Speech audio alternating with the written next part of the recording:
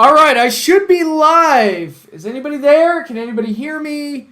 Are we all good on the technical side of things? God, I hope so.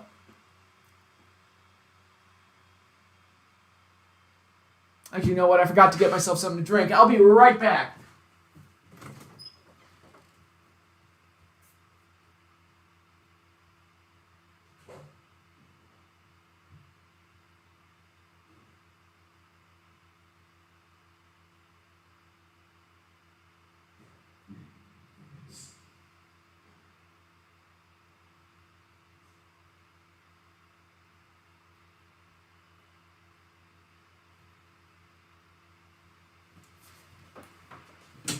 All right. How we doing? Sorry, I had to get a post AEW beer. Kogan, welcome aboard. You can hear me. Okay, great. Great. Give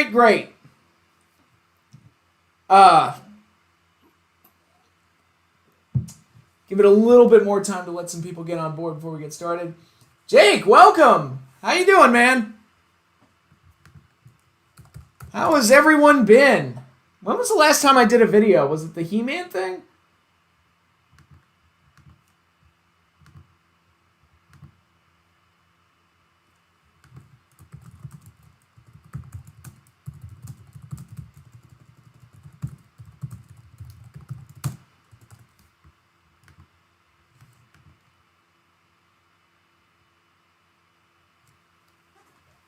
Oh, of course not, FT. I gotta be drunk to do these.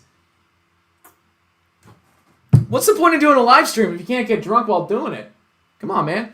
Has anybody done anything fun since the last time I did one of these?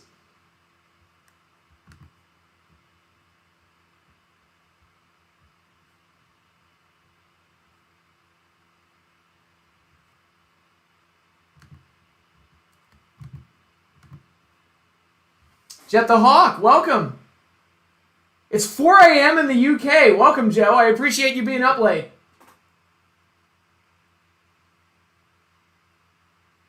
B-Slim, welcome. Okay, it was a He-Man video. Any updates on a new Weekday Warriors video? Eric and I just recorded a podcast right before AEW Rampage. So I've edited it, and it will be posted tomorrow.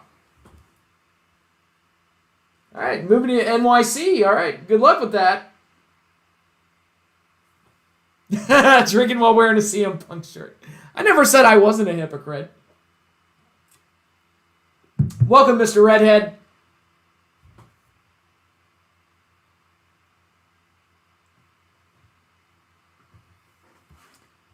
All right.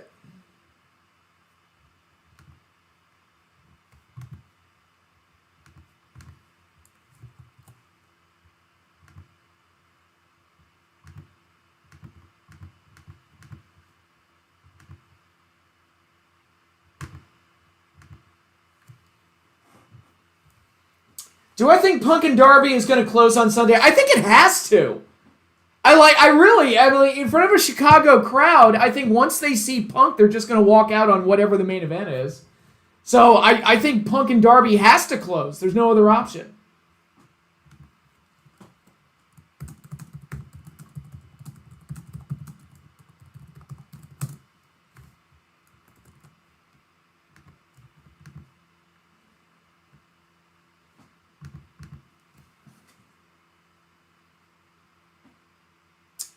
The MJF promo, just went back and watched the MJF promo on Jericho. That guy is on fire. MJF he's one of the best ones out there, at least on the mic. I'm going to Columbia University, Ivy League, mofos, not to brag or anything. Well, enjoy, Kogan, enjoy. My college years were fun. I wasn't Ivy League, but I did have fun my college years.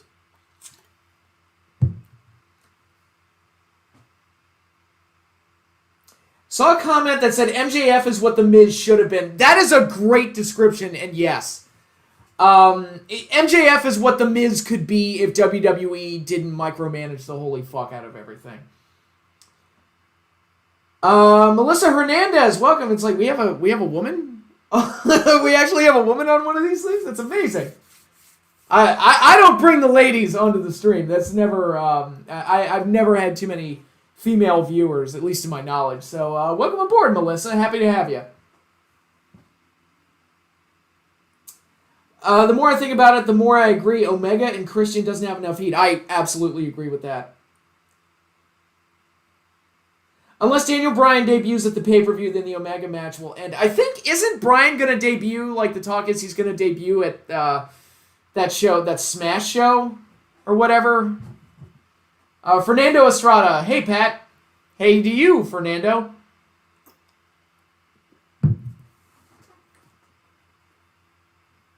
Looks like I've got most of my usual crowd. So, there's a lot I wanted to cover on this. I might be up all night. Who knows?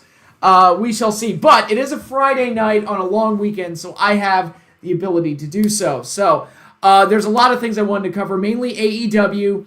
I wanted to finally go ahead and review all of the 1997 WCW pay-per-views. And if I have time, I will do them, or if I'm not like half dead from being half asleep, I will do the movie reviews for all the movies I've watched during the summer as well. And if I'm too tired for the movies, I will come back sometime next week and do those in a live stream. But for right now, this is what you got. Mainly. Okay. All right. Just pulling up my list and everything. All right. I'm seeing reports that Bryan might be on All Out. If Bryan shows up at All Out, it'll be huge.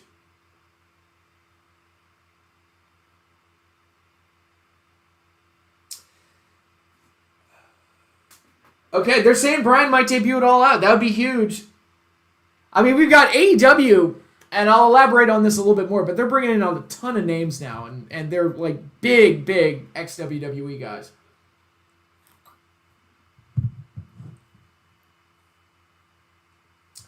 Punk is going to be very interesting because I don't know what kind of shape he's in, and that's going to be the big question. He looks like CM Punk. He looks the same. He didn't balloon up to 400 pounds or anything, but, you know, being in wrestling shape, it's a different beast entirely, so I'll be interested to see how Punk performs on Sunday. Outlaw Ripoff Artist, I am great. How have you been? How have you been, my man? All right, so it looks like we've got my usual crowd here. So now it's time to talk about certain wrestling-related things. I want to start off on kind of a downer. Obviously, I assume most of you know that Daphne, former WCW superstar and TNA superstar, committed suicide earlier this week after posting a somewhat chilling video on Instagram Live. Explaining her depression and giving us a small taste of what was going on in her life and what was going on with her. And I'll be honest, I saw her in an interview online a few months ago, and she did not look great and she did not sound great. And it's really sad. Speaking as a fan, Daphne was... You know, we all talk about WCW in 2000 and how there was nothing good about the show, and I goes like, look, the show was absolutely awful, but there were some... You had to dig through the shit, but there were some good things about it. And probably my favorite part of 2000 WCW... Well, my favorite parts about 2000 WCW were Scott Steiner and the trio of David Flair, Crowbar, and Daphne. I thought they were a great act. I thought character-wise they shined like crazy, and I thought Daphne played her character really, really well.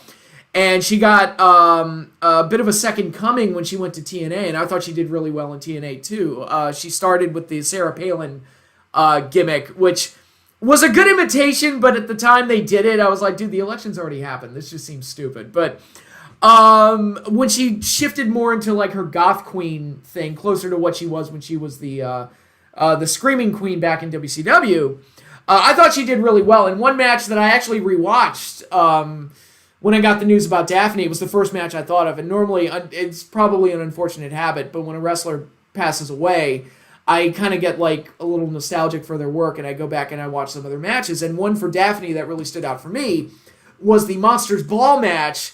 It was her and Raven versus Abyss and Taylor Wilde. Taylor Wilde, who just recently returned to TNA a few months ago, Impact, I should say. I've been getting caught up on other wrestling like NWA and Impact lately, and I was watching Impact, and I'm like, oh my god, Taylor Wilde's back. Good for her, she looks good. I was like, all right. She was another one I liked back in like the early days of the Knockout division. And I went back, rewatched that match, and of course, everybody involved looked great in it. Just a wild, fun, hardcore match. So if you're looking for something good, go ahead and check it out. I believe it was that Slammiversary 09, I believe was the pay-per-view. I could be wrong, but it was a Monsters Ball match. It was Abyss and Taylor Wilde versus Daphne and Raven. I don't remember the exact show, but the match itself was pretty damn cool.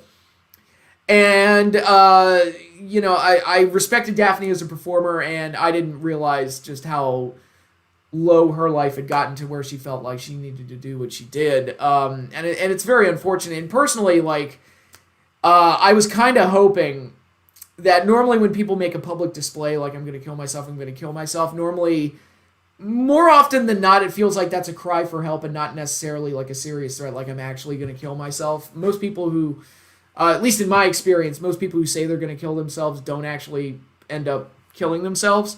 But unfortunately, that was not the case here, and she is no longer with us. But my advice is, and I said this on the Weekday Warriors of Wrestling episode that Eric and I recently recorded just a couple hours ago,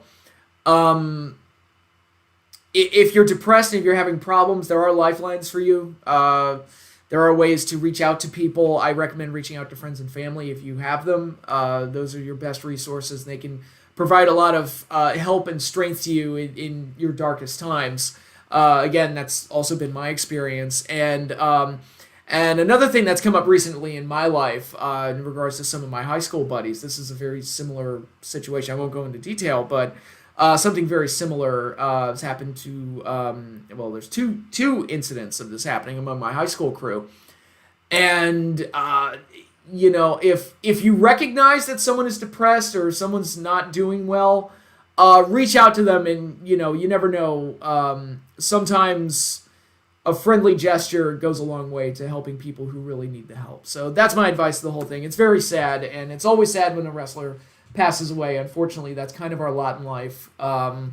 As fans, we're kind of used to losing our heroes and the people we looked up to and everything. And but it's never any less sad. It's just kind of like, oh God, not another one. And it just gets depressing after a while. And this was not one I expected, even though I saw her in an interview a few months ago and she didn't look great. But it was very shocking to hear that as it was unfolding online. And I'm not on Twitter or social media or anything like that anymore, but I saw the headline on Google, and I was like, what the fuck is going on? And it's turned into a very unfortunate situation, unfortunately. So my best wishes to Daphne, her friends, and her family through what I'm sure is a very, very hard and trying time. So we've got the bad stuff out of the way, so hopefully we can have a little bit more fun moving forward. But I did want to bring that up and pay my respects to Daphne.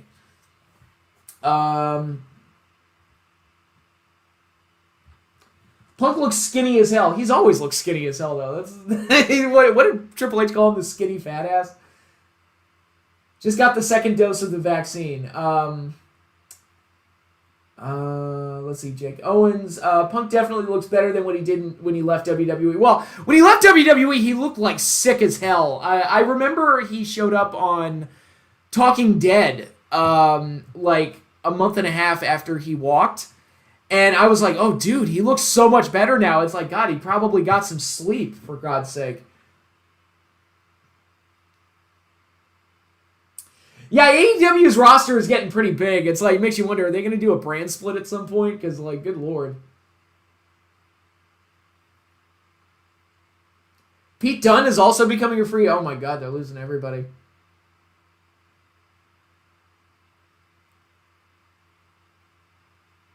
She was Shark Girl. I don't remember that, to be honest. She did use it. Well, CM Punk, he went through a lot of them, didn't he? It was like, I think he dated Lita, he dated Maria Kanellis, he dated Daphne, and I think there was one or two other ones. And then obviously he married AJ Lee.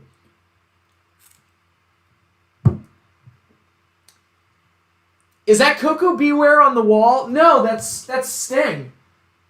That's Sting. Yeah, that's I got that autograph from Sting at AwesomeCon a couple years ago. You should do WWF versus WCW. Pick the winner for each. week? Oh, you mean like Nitro versus Raw? That would be an interesting idea. The problem is I don't really... in my old days of doing YouTube videos, I would have had more time to do it, but I filled my time up with other things now, you know, making regular videos every other week isn't really part of my regular deal these days. I'll tell you what, that new NXT logo looked awful. It looked like the 90s and the 60s vomited on each other. That logo looked awful. And I'm hearing that Bruce Pritchard and Vince McMahon are going to be taking over production of NXT, and I'm like, oh shit, it's going to look like Raw and SmackDown, man. It's going to look terrible. It is Surfer Sting. Yes, it's or as my friend, a friend of mine would say, it is Fisher Price is my first Sting. That's what that is. Not gonna lie, I actually hope AJ comes back with Punk. I'm sure she'll be there in some capacity. If not as a valet, she'll be in the crowd for sure. But with all of that said, I have the All Out card pulled up here.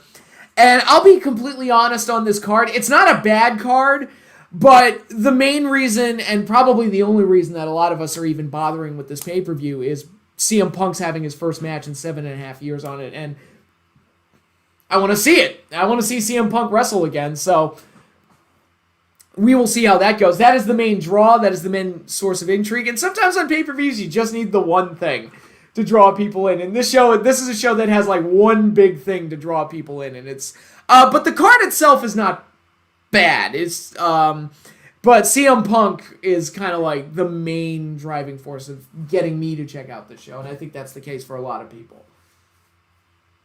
All right, so looking over the card, we've got a pre-show match. We've got Orange Cassidy, Chuck Taylor, and Wheeler Yuta, and Jurassic Express members Jungle Boy and Luchasaurus taking on the Hardy Family Office, Matt Hardy, Private Party, and the Hybrid 2. I assume the faces are going to go over there. It's weird to see Orange Cassidy and Jungle Boy on the pre-show. Not necessarily a bad thing. I'm just saying it's interesting. There's a lot of ex-WWE people on this card, which is another thing that might be a problem for AEW moving forward. If they're not able to manage the number of talents that they have. I mean, you know, it's great to get like a Bray Wyatt or CM Punk or an Adam Cole or someone like that, but don't forget like the MJFs, the Orange Cassidys, the Darby Allins, the Jungle Boys, the Sammy Guevaras, those guys that really helped. It helped AEW in its early days, and it established a brand for themselves and for the show as a whole. Anyway, I expect the faces to win the pre-show match. Then we've got the 21-woman Casino Battle Royale. Winner gets a title shot against the winner of the women's title match later on the show. Participants are Nyla Rose, Thunder Rosa, The Bunny, Big Swole, Julia Hart, Ty Conte, Diamante, Penelope Ford, Red Velvet, Hikaru Shida, Emi Sakura, Jade Cargill, Kiera Hogan, Abaddon, Layla Hirsch, Kylan King, Rebel, Jamie Hayter, Anna Jay, the returning Anna Jay, welcome back, Riho, Sky Blue, I don't even know who that is, and one woman to be determined. I'm hearing reports that it's going to be Ruby Riott. That's what I have heard. I could see a few people winning this, but Thunder Rosa is going to be my pick because I think a rematch with Britt would be the way to go.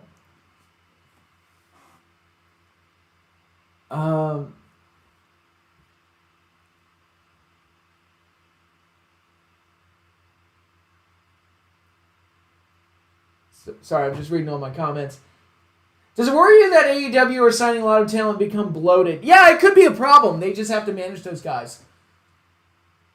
AJ Lee always looked like a middle schooler to me. Yeah, me too. She kind of looks like a child. Remember before WWE kept NXT in the gated community and you had to pay premium to watch it? Yeah. That's what I call the good old days of NXT. The new NXT logo looks like something Superstar Billy Graham would wear, probably. Here's hoping Punk doesn't have massive ring rust. Here's hoping. NXT is losing a lot of the guys like Cole and Dunn because Nick Khan said they wanted to move away from indie guys and then going back to 2007 WWE. Nothing but big jacked up goofs. Oh my god. Oh, good lord. Punk has to be the main event or the opener. If he's, I'll tell you what, if Punk is the opener, they will leave after that match. Because he's the one that they're going to want to see.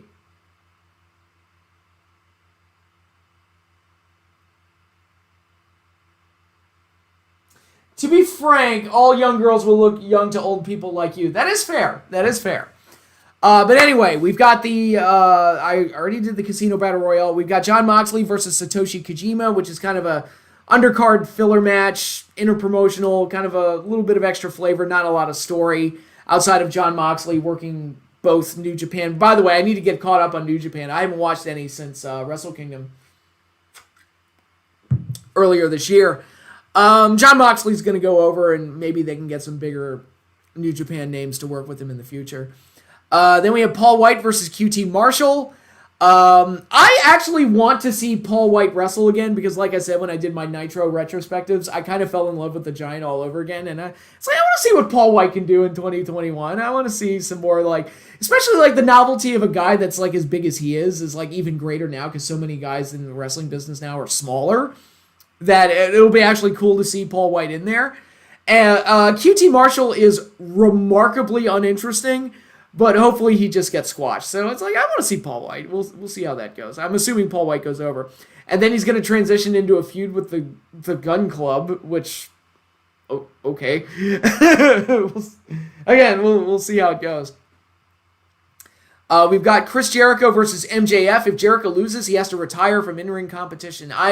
This is probably the hardest match to call on the entire show because on one hand, MJF is beating him every time, and this is like the typical Wrestling 101 format where it's like the heel wins all the little matches, but then when you get to the match that matters the most, the babyface goes over to conclude the storyline.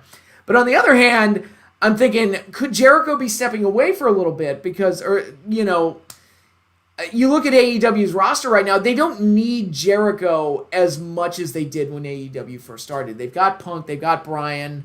It looks like they're going to have Bryan. It looks like Bray's coming in. It looks like Adam Cole's coming in. They brought in a fair number of guys to kind of bolster the AEW roster. Malachi Black is there. And I think Jericho's presence isn't going to be as necessary as it was when AEW first began. So maybe he'll be stepping away. So we'll just have to wait and see. I'm going to pick MJF to win, but I would not be surprised if Jericho went over. AEW TNT Championship, Miro versus Eddie Kingston. This could be a fun, like, knockdown, drag-out brawl. Just two guys beating the shit out of each other. The TNT title, it's kind of becoming like what the never openweight title was when I first started watching New Japan, when it was guys like Makabe and Ishii wrestling for it, where it's just like, yeah, we're just going to beat the shit out of each other. And that's it. And I'm like, I'm cool with that. Let's do it. So Miro retains, obviously, but I think the match could be a nice, fun little brawl. Then we've got a steel cage match for the AEW tag team titles. The Young Bucks, Matt and Nick, taking on the Lucha Brothers, Penta El Zero Miedo. I keep wanting to call him Pentagon. And Rey Fenix. I think the Bucks win. I think the Bucks have to win here. I kind of want the Lucha Brothers to go singles, especially Penta, because I really like him as a single star, and maybe this could be like the end of their series of matches. We'll see. I expect the match to be crazy because they're bound to do something nuts off that cage. That is a big looking cage too. When they showed it off on Wednesday, this was like, damn, that cage looks huge. But yeah, I expect this to be a wild, crazy, spot festy kind of match where you can get away with it because the steel cage match has no rules. So it's like a little bit more forgivable than when they do it in tag matches, which are supposed to have a set structure of rules. In a cage match, it gives you more freedom to be a wild car wreck. So I think this is going to be a lot of fun and very interesting to see. We've got the women's title match. Britt Baker defending against Chris Statlander. Britt Baker goes over. Other than that, I don't care. That's basically my feeling on this. It's like, it feels like they wanted to save the bigger matches for Britt for down the road, like a rematch with Thunder Rosa, or maybe even a match with Jade Cargill, or a match with Tay Conti, or something like that. It feels like they were it feels like they're kind of like holding stuff off for Britt rather than doing all the biggest matches right away. So this match is kind of like, on the card, but it might be okay. Britt better go over, though. That's my attitude towards this. Britt better friggin' go over. We've got Kenny Omega versus Christian Cage for the AEW World Championship. Kenny Omega lost the Impact World title to Christian Cage, so it's weird. Now, Christian Cage first won the NWA World title when it was on Impact, when it was called TNA, back in 2006, and here we are 15 fucking years later, and Christian is the top champion on Impact, which used to be called TNA, which used to have the NWA World title when Christian held it. It's really weird. It's more things change, the more they stay the same, I guess. But yeah, we already saw the match on Rampage. I'm not overly interested in Christian in 2021. I don't dislike Christian. I want to make that clear. I don't have a problem with him necessarily, but I don't see any long-term potential in him either. So I think this match, Kenny has to go over. I would be shocked and disappointed if they had Christian win the title here. I think it would be a huge mistake. And it feels like with Omega, kind of like what I said about Britt, they don't want to do Omega versus Hangman right away. They want to slowly build to that.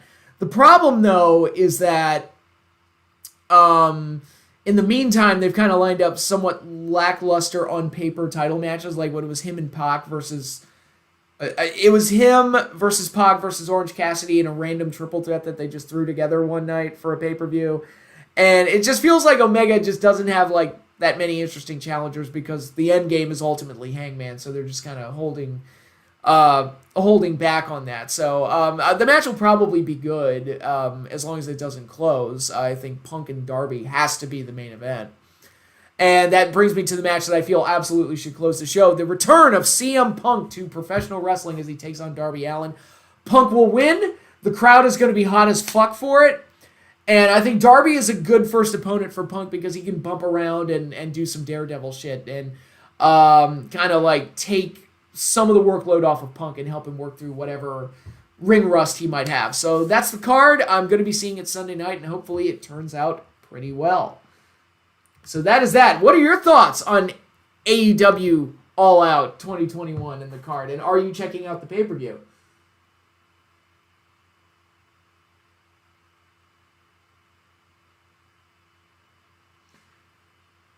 You said I'd pick MJF to win, but Jericho might win too. What great analysis. No, what I said was I'm picking MJF, and if Jericho wins, I'm wrong. I'm not doing a double speak here.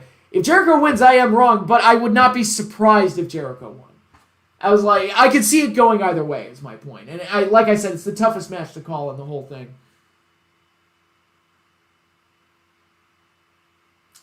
Doug, RVD Tito for life, God, that brings back memories, said that he had seen Paul White in person. He claims Paul isn't walking right, and he's clearly not in good physical condition, so we'll see how it goes. Yeah. Big Show taking after Mick Foley in Three Faces of White. But the Giant, the Big Show, and what would his other one be? Oh, when The Rock imitated him. Jade Cargill, I think Jade Cargill has a huge upside, has an amazing look. She just needs to she needs a little bit more work under her belt though. But I think for right now, what she's doing right now, I think she's excelling in what she's doing, and there's a lot of upside there. She just needs to be properly prepared, shall we say.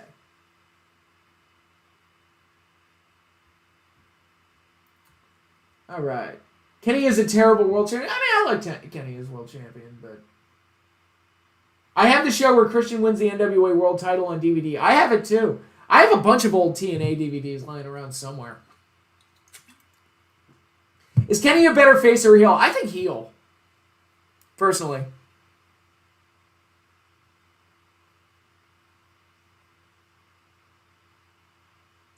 Paul White, Big Show, and the Giant. Okay, yeah, makes sense.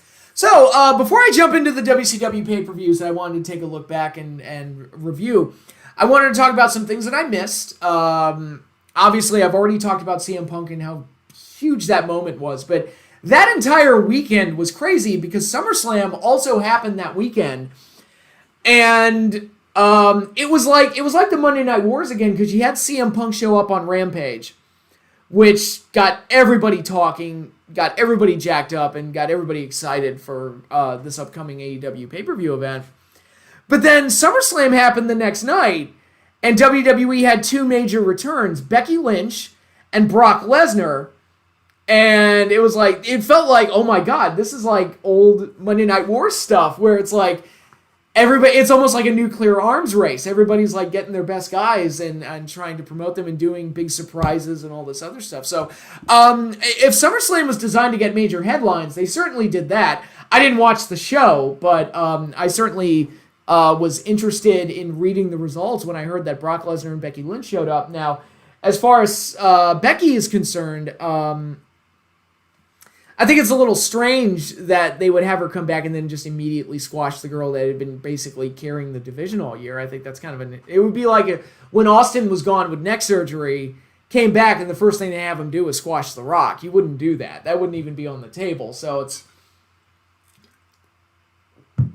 a little strange decision, but I think having Becky back is a big deal. I think she's a big name, and I think it's going to generate attention for the women's division whenever she's around. So I think it's a good move to bring her back for sure.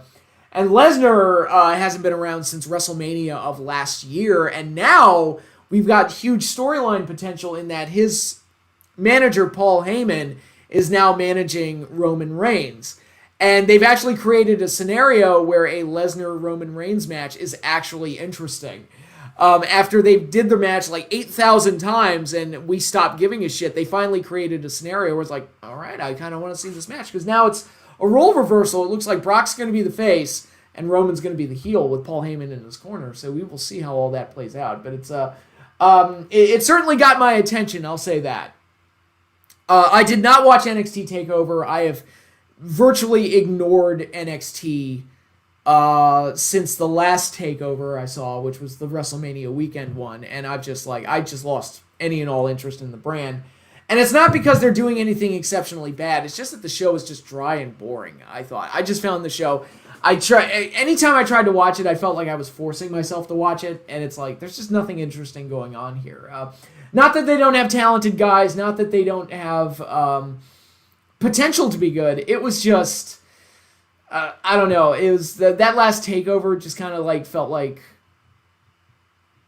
a brand with no direction to me. They had some good matches, but I was just kind of like, they don't know what they're doing, do they? And I was like, and I haven't watched NXT ever since. But we'll see how it goes with the whole reboot or whatever it is they're doing.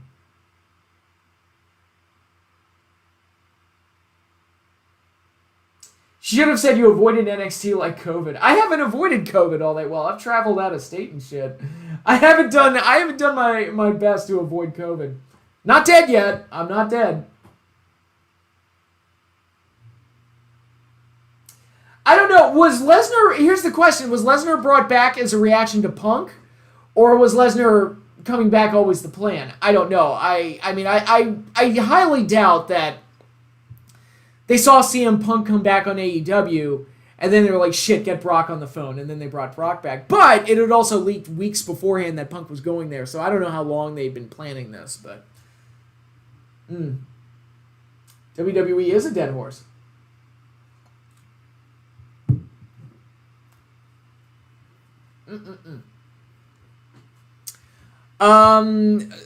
Additionally, talked about NXT, talked about SummerSlam, talked about Brock and Becky.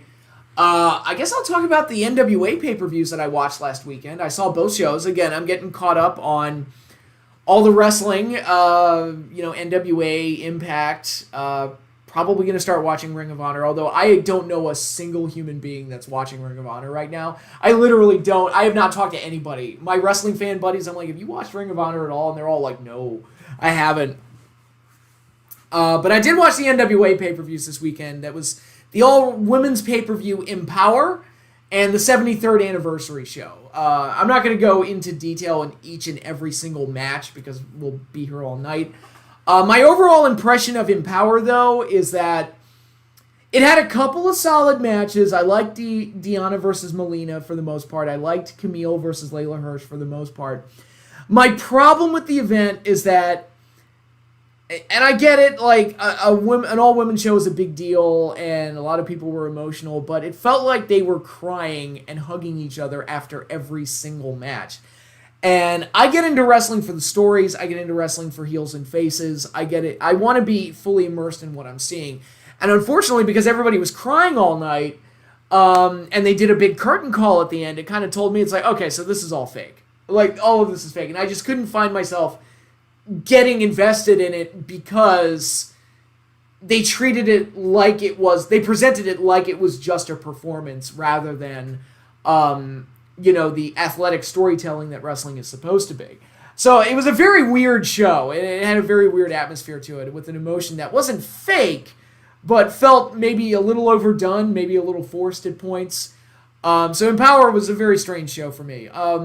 The 73rd anniversary was better, mostly enjoyable. I really enjoyed the hardcore match in the opener. I've become a huge Tim Storm mark since I started watching NWA when Power first started. I was like, man, this Tim Storm guy, he's pretty cool. He's a cool, old, grizzled veteran. And I'm like, this guy's great. I kind of love him. He's just an old school wrestler through and through, and I think he's great. I thought Mickie James versus Kylie Rae was a solid match. Kylie Rae showed up to both shows. I was like, oh, good for her. She made her dates and didn't appear to have any problems, so that's good. Ric Flair's speech. It was cool to see Ric Flair on an NWA pay-per-view, an NWA branded pay-per-view. It just felt right, but his speech, he just rambled like a crazy person. And I'm like, Rick, where are you going with some of this? And it was just, he just rambled on and on and on. And I was like, it's Rick. They gave him half an hour or whatever. He got to say whatever he wanted. But it was cool to have him there. It was especially cool to see him in the main event. Congratulate the new champion, which, by the way, we have a new NWA World Champion, Trevor Murdoch, which that's not a sentence I thought I would say, especially when you have Nick Aldis, who had been like the standard bearer for that company for so long. He's been the NWA champion for over 1,000 days or something. And I never would have dreamed that Trevor Murdoch would be the guy to beat him.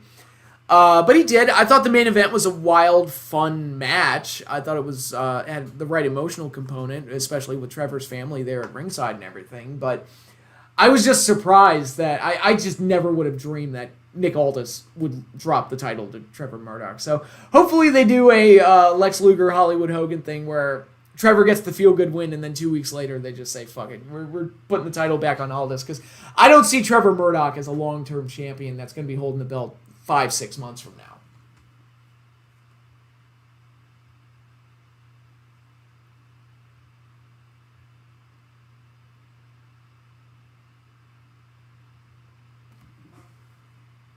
Okay, I'm just catching up on some comments.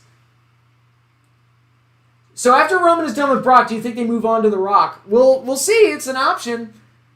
Like I said, they haven't done a good enough job of building up people underneath to face Roman. So, I mean, if they're just going to have him do these big main event matches with guys like Cena, Brock, and Rock, I mean, that might be the way to go. Gonna be honest, I love the appearance Brock had at SummerSlam.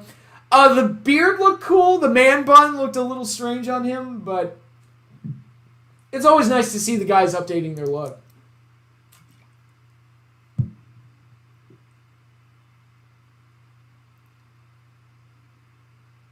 So NWA Power was booked by Sasha Banks. Nothing but crying. Ooh, shots fired.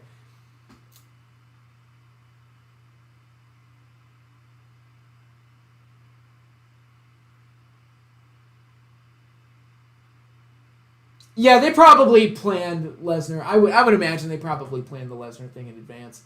It was just happenstance that weekend we got Punk, Brock, and Becky all back. It was great. Trevor Murdoch's the champ. Trevor Murdoch, even back in 2006, he was just a tag team guy. I never would have imagined anything like what happened in that main event. Yeah, he's a school teacher that wrestles. So that's awesome. My updated look. Do I have an updated look? Do I look different? I wasn't trying to update my look.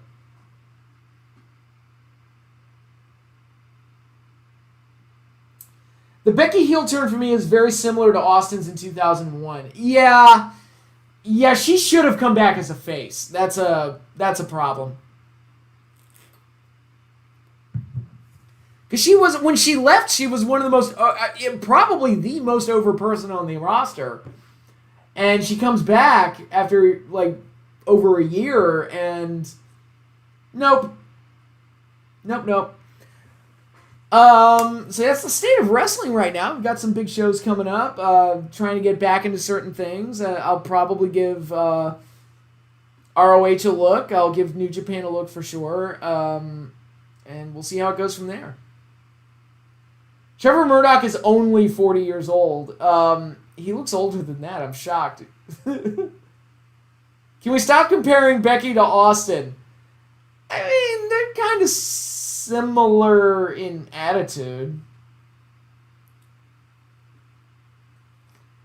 Trevor Murdoch looks like an 80s guy. Oh, he absolutely looks like an 80s guy. Looks like a Stan Hansen type. Something akin to that. So, let's see, what time is it? Oh, it's 11:40. I didn't ramble nearly as long as I thought I would. I thought like this first portion was going to take me like an hour and a half, and it's like, oh no, I did it in 41 minutes. So, before I start on the WCW 1997 pay-per-views, do you have any questions for me? I will be taking question and answers. And if you have additional questions for me that you want to have read on Weekday Warriors of Wrestling, the show I do with Eric Clancy, you can send those questions to weekdaywarriors2020@gmail.com. The email address is in the description. So take a look at that and give that a whirl if you choose to do so. I bet she was designed to come back as a face, but after SummerSlam went down the way it did, she thought a heel turn was necessary. Maybe. I don't know. I've been watching old All Japan and Pro Wrestling Noah matches a lot. Yeah, old stuff's great. Too bad I don't have the WWE Network or Peacock. Too bad I don't have that anymore. Austin never cried and handed his title over saying he was going to be a mother. It would have been very weird if he did. Who do you want to win, Punk or Darby? Punk. Like, Punk has to win. Like, it wouldn't make sense for Darby. I love Darby, but it wouldn't make sense for him to win. Can you do the rest of the stream with your glasses off? I mean, I could, but I can't read your comments because I'm, when it comes to reading, I can see objects, but reading is like, I'm just looking at blurs. How confident are you about the Giants' O-line? Not at all. I think the Giants are going to be terrible once again this year. I've actually been watching a lot of 70s wrestling. Ooh, that's cool. Have you seen anything good? What do you think of Malachi Black's entrance mask? It's alright. It's kind of looks like something out of a new age horror movie, but it's fine, I guess. Austin did cry and took his ball home, though. I don't know if he cried. I think he cursed and punched Deborah, but I don't think he cried.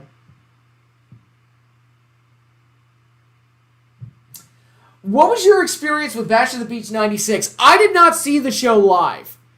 But I knew that there was going to be a big reveal at the show, obviously, who's the third man. So I got to talking to some of my wrestling friends the next day at school, and I was 11 at the time. And even at 11, we kind of like talked like we knew wrestling was fake and everything. We talked in like, not in full-on smart mark terminology, but it was very similar to that, like the baby steps towards becoming asshole smart marks on the internet. And I asked my friend, it's like, all right, who was the third man? I asked him, and he's like, dude, it was Hogan. And my reaction was, I'm like, no, seriously, who was it? It's like, no, dude, it was Hogan. And I'm like, no, it wasn't. Who was it? It's like, dude, it was Hogan. And I was like, shit, really? And he's like, yeah. And I was like, well, I guess I'm watching Nitro tonight. Jesus Christ. It was very exciting. So, I got a tape from somebody, watched the show, my jaw dropped. Okay, when he gave me the tape, I didn't watch the show. I skipped right to the main event. And when I saw Hogan come out and drop the leg drop, I was like, oh my God. This is something that's going to be... In my mind, I was like... I didn't know how to put it into words at the time, but in my mind, I was thinking like, this is something I'll never forget. the Hogan heel turn. Like, this is something I'll never forget. And sure enough, here we are, 25 years later, we're still talking about it, so. When I hear WCW 97, I shudder with disappointment over Starrcade 97, and justifiably so. Instead of watching SummerSlam, I decided to pay for the Manny Pacquiao fight. That might have been the better option. I didn't watch either, unfortunately. I wanted to watch the Pacquiao fight, but I was detained that night. Where can I watch 80s wrestling, and what were the shows called, like Raw nowadays? I can't wait. Where can I watch 80s wrestling, and what were the shows called, like Raw nowadays? I don't understand. As far as like where you can watch 80s wrestling, I think the network has or Peacock has a lot of it, I think.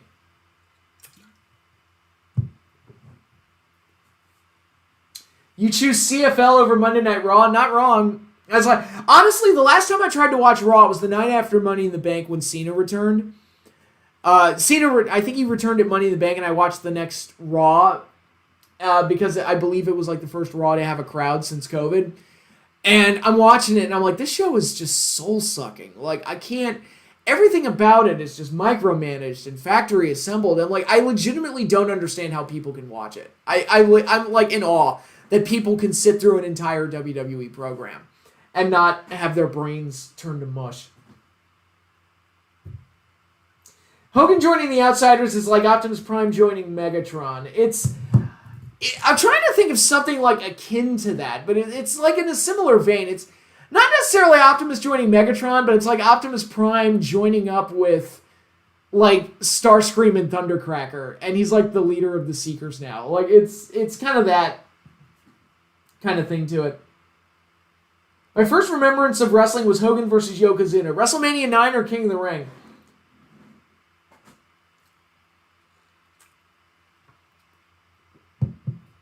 You miss Mountain Time? Yeah. Bob Backlund's finisher in the 70s was an atomic drop. Didn't he also have the Backlund roll like that, which a lot of people use now, like that bridge over roll up that he would do?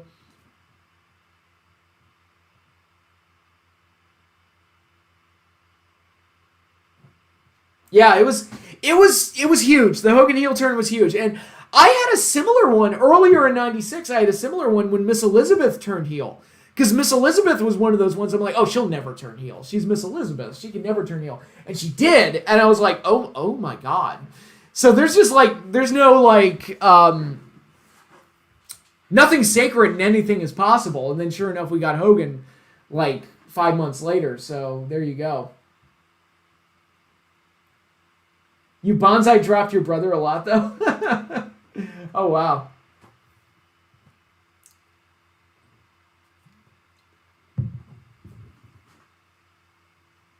It's always funny how wrestling moves get less effective over time. Dude, I mean, the Canadian Destroyer in, like, the mid-2000s, that move was death. And now it's, like, an every-match move that everybody uses and nobody beats anybody with it.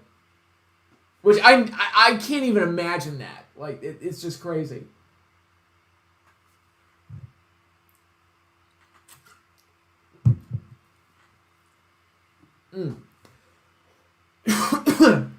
Oh, you know, here's another thing I wanted to talk about. AEW Rampage, the show itself. I mean, obviously, Punk's debut was a huge moment. It's probably the biggest moment in AEW history, so that was big to have that on Rampage. And their first show had a title change on it, even though it was an interpromotional title. It was still a title change. So it's like, they're trying to do big things on the show. Unfortunately, it just kind of looks like Dynamite Light. And there's nothing about it that really stands out. And the four-man commentary booth is just crazy. And by the way, Mark Henry's terrible. He sounds like he's about to cry. He just always sounds like he's on the verge of tears and he's like super sad.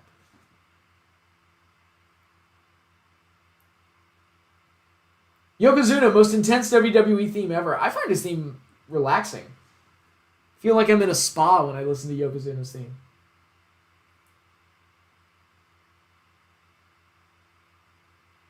I'm an Australian, which means I don't have to use Peacock for the WWE Network. Mazel tov. Good job.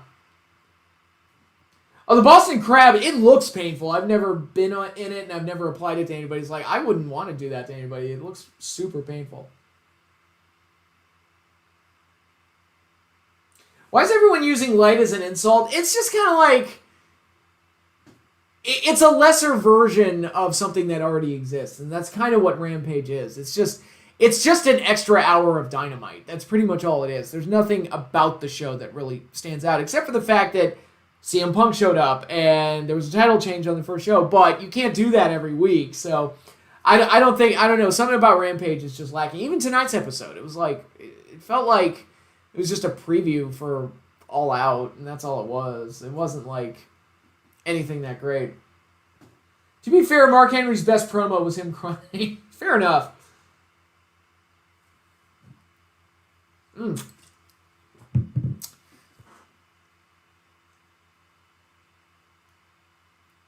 So how is, because I don't have it, how is, for the people that do have it, does anybody here have Peacock? How does that function? Is it in any way comparable to the WWE Network? And how big is the library? Because I heard that the library initially was severely lacking. They were just slowly adding stuff as time went on, but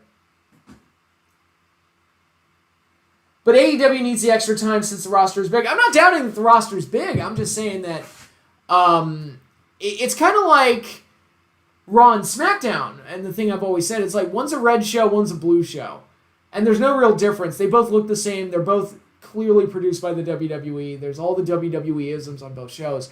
And I think they're kind of like missing the ball by or kind of dropping the ball by not making SmackDown and Raw completely different shows, like produced differently, feel differently. And people say, oh, well, they have different rosters. Like, yeah, but that switches up from time to time. And it's like, it doesn't matter who's on what show. They're just going to be on the same damn show, pretty much. And I think back to when I was a kid and I first started watching wrestling in the late 80s, early 90s, we had like 4 shows a week from WWE, WWF at the time. You had Primetime Wrestling, you had Wrestling Challenge and Superstars, which were the syndicated network shows. And you had All-American Wrestling on USA on Sundays, which was like the recap show. So it was like Primetime Wrestling was the Monday night show.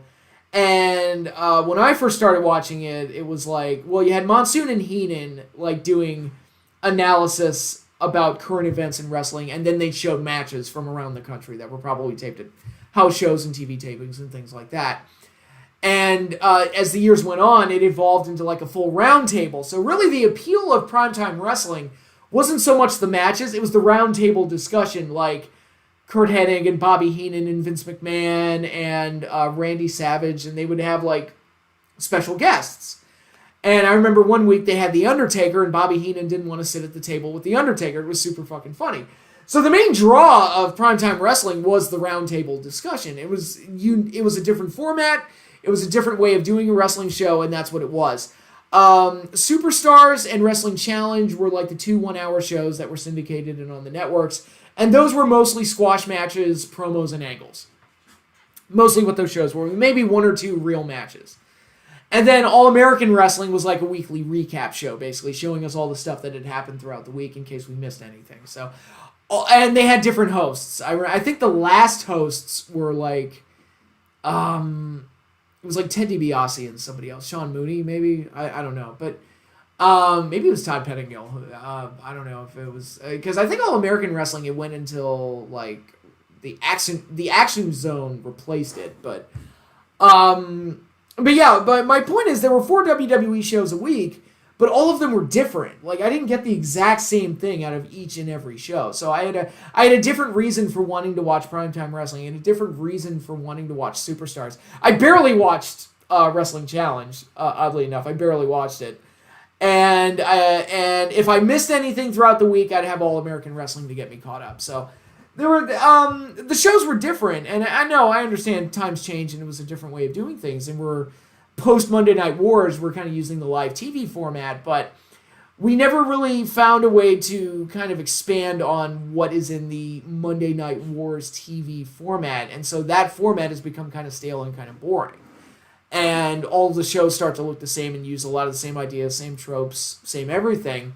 And, you know, if AEW was going to get a second show, I would have wanted them to try something in the format or the production of it or something to make it different. And I use those old WWE shows as like an example of what I'm talking about. Clark Herman, hi, how you doing?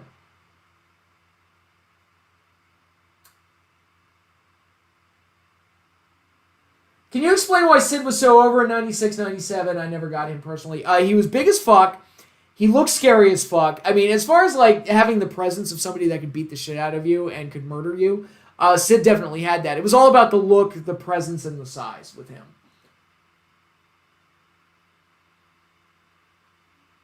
You can't do that every week. That was ECW's mindset every week, though. Yeah, it sure was. And where's ECW now? How's that Australia lockdown treating you? Oh, yeah. Like, hasn't it basically become a police state over there? It sounded, I mean, again, you know, the media, take it with a grain of salt, but it sounds like it's really bad over there. Am I making any sense? I definitely know I'm drunk right now. You were making sense at all your other comments, so I think you're good, Kogan.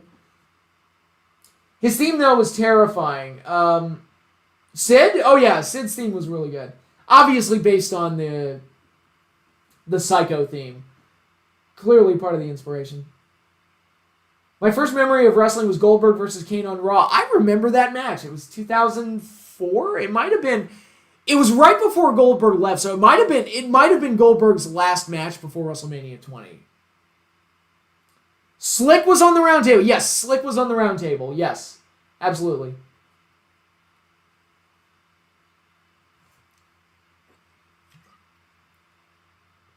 I just got done listening to Goodbye Yellow Brick Road on vinyl. Good job.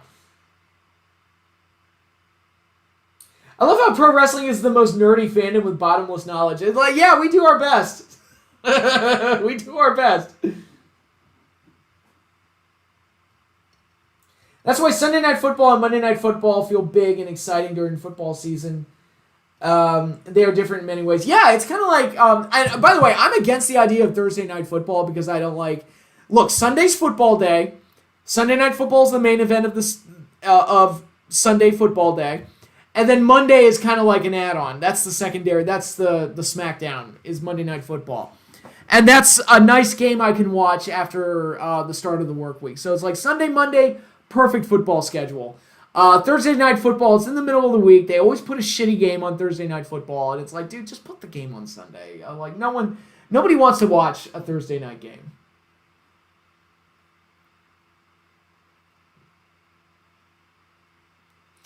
What was the worst? WCW's recent string of Monday Night Raws or Biden's exit plan from Afghanistan?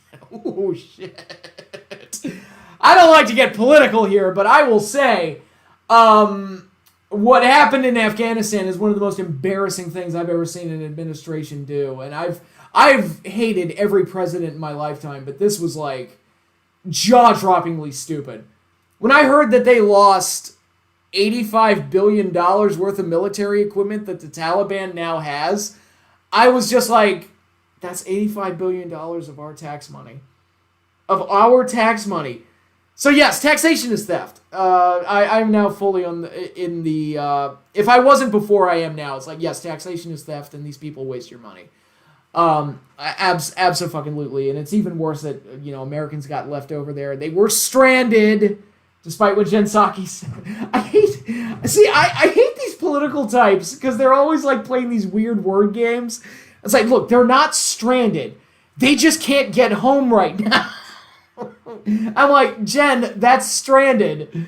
I just like, they're always just in total bullshit used car salesman mode. It's why I hate them so much.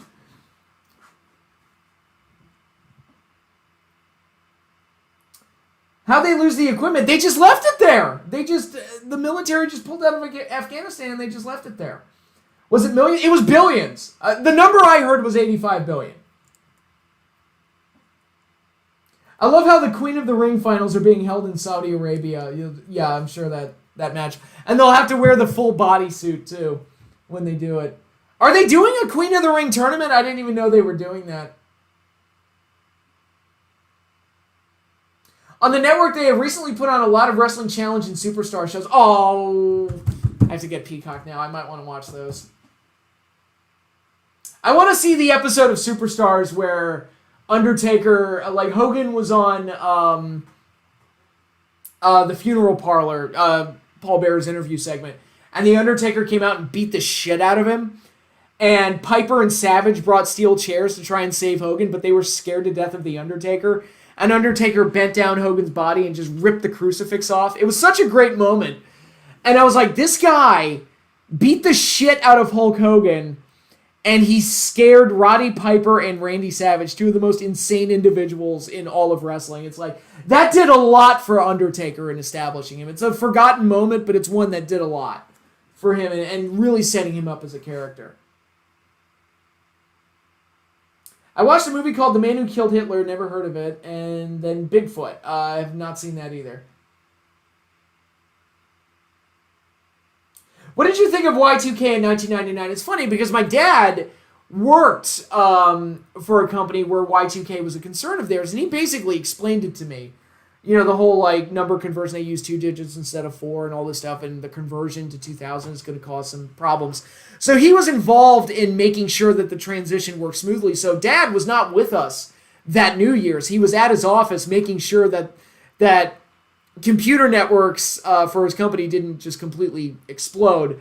But he also told me, it's like, look, it's a headache for internet, or not internet, but IT guys. It's a headache for us, but it's really not, like, this whole, like, it's the end of the world thing. It's really so far overblown. It's ridiculous. And so that was the mindset I had. It's like, it's a headache for people like my dad, and any outside of that, not really. We are fucked in Australia. That's one way to put it. It's not Hogan. You don't know him like that. It's Hulk. Okay, I'll refer to him as Hulk. I like to think that Hulk and I are on a first-name basis. Did you hear about Charlotte and Nia Jax shooting each other? Oh my God, yes! I watched that match. When I heard what happened, I watched that match. First of all, Nia Jax looked like she's gained like 60 pounds since the last time I saw her. I was like, when I first saw her on screen, I didn't recognize her right away. I was like, wait, that's Nia? Good Lord, did she eat somebody? And throughout the match, Nia looked out of place on certain spots. She looked like she was getting gassed. She looked like she was having trouble keeping up with Charlotte. And a couple of those drops were a little on the dangerous side. So they started stiffing each other a little bit, giving each other receipts.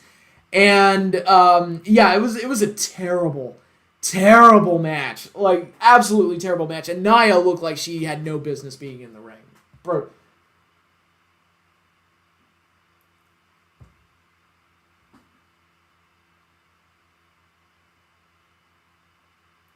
Still think it's funny that fans lose 69%, nice, of their interest in women's wrestling when they have to cover up. I mean, you know, they can say what they want. They can make all the rules that they want. But at the end of the day, people like looking at beautiful people. And, you know, a half-naked lady gets my attention most of the time. I'm just saying. Just like how hot guys, shirtless guys, get the attention of most women. It's how the world works. Y2K was the COVID of the 90s. Ooh, that's... no comment. I'll plead the fifth on that one.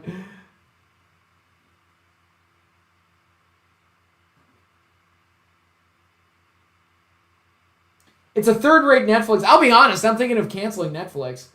My thing with Netflix is that all of their reboots, like the He-Man show, are fucking terrible.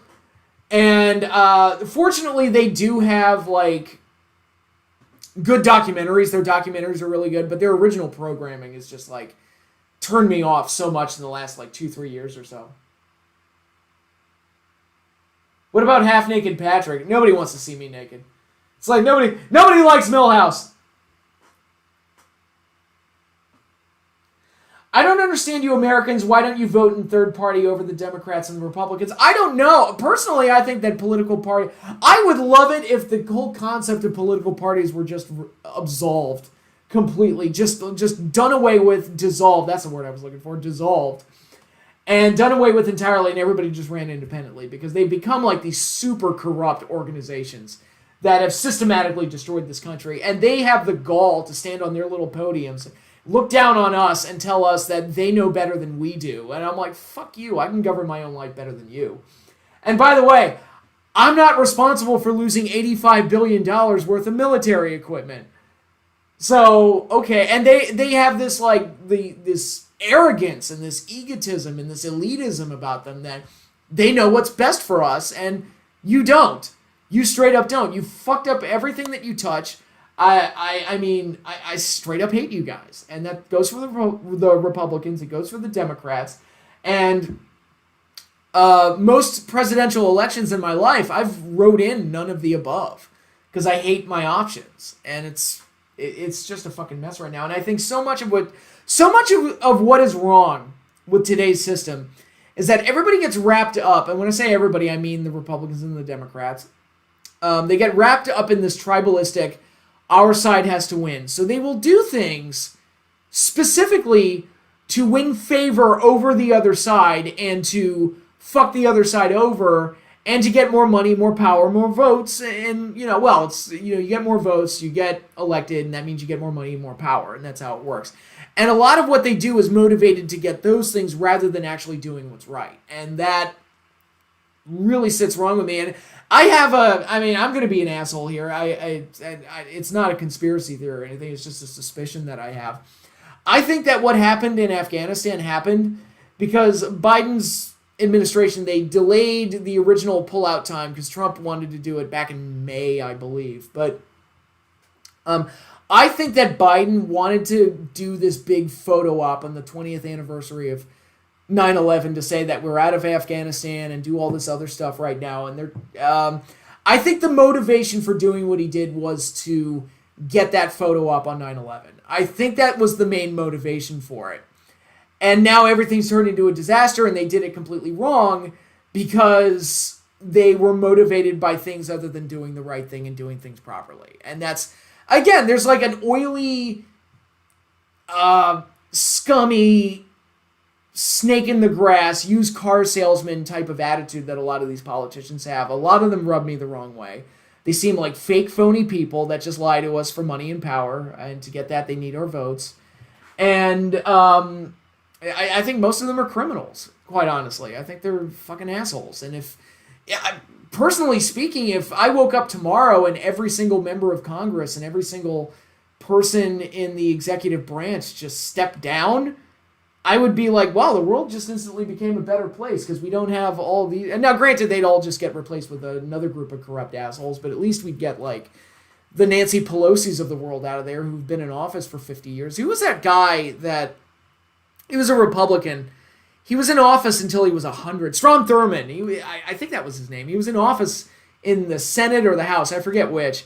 He was in office until he was 100 years old. And I'm like, what good are you doing being in office that long? So it's like, can we get term limits? Can we at least get term limits? That would be nice.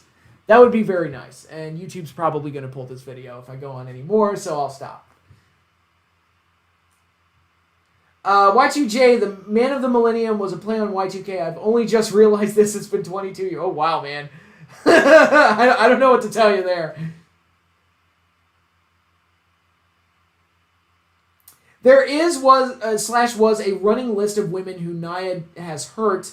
Cultaholic just put up a video asking if she was too dangerous to be in WWE. I mean, based on what I saw in that match with Charlotte, she has no business being on TV. She's not in shape. And that's even without all the other transgressions she's had where she's hurt people. 2012 was another stupid end of the world scare. I don't remember that one getting too crazy. Like, that one never got, like, too crazy. I got the vaccine and I am a super robot now. I don't know what that means. You're a super robot?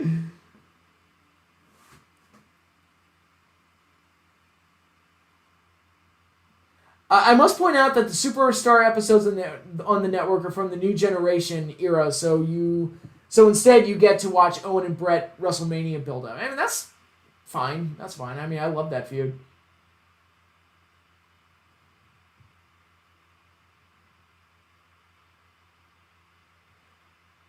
Why do the women come out to fight caked in makeup? I think that's part of like the whole like it's a show, it's show business type of thing.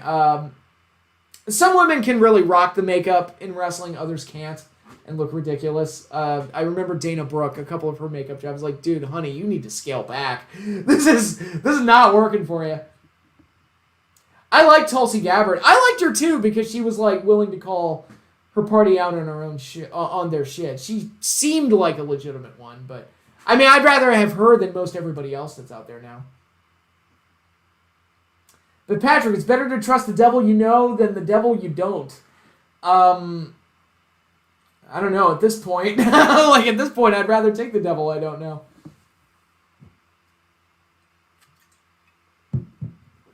I don't understand wrestling fans who think we should still be booking like it's the Monday Night Wars. No, we've got to find like that next big idea, or that next like big evolution for pro wrestling, and that's just we haven't found that yet. I thought Lucha Underground was like the start of something special, but it just didn't have the widespread distribution of like WWE or an AEW does right now. My second cousin bought Appetite for Destruction on vinyl during our trip. The vinyl is side G. The vinyl is side G and side R. Yeah, oh my god. I've thought about collecting vinyl albums, but there's a part of me that's like, dude, once I start, I'm gonna have a whole shelf that's nothing but vinyl record albums.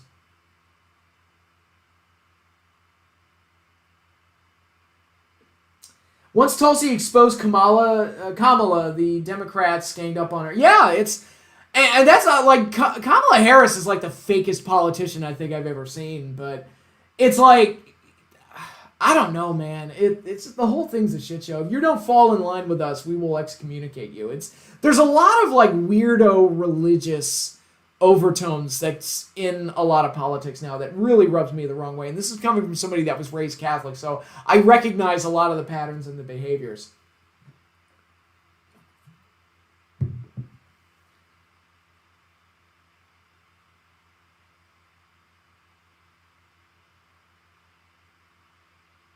I want to get my second cousin Guns N' Roses' greatest hits on vinyl for his birthday. That's a great birthday present.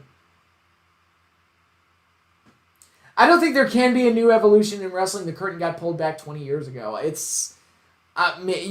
can't take once the genie's out of the bottle, you can't put it back in. It's one of those deals. It's one of those. Alrighty. So we are going to go ahead and get started with the WCW 1997 pay-per-view, starting with Sold Out 1997. I'm going to go get a drink real quick. Going to get a bottle of water so I can get through this. It's going to be 12 pay-per-views. Starrcade 97, I'm not going to go too in-depth into because I've already talked about it so many times that going through Starrcade 97 again would just be overkill. I did do a video. Let me actually put it in the chat. So in case you didn't see it, you can go look it up. This is one that I did last year. Pull this sucker up. Okay.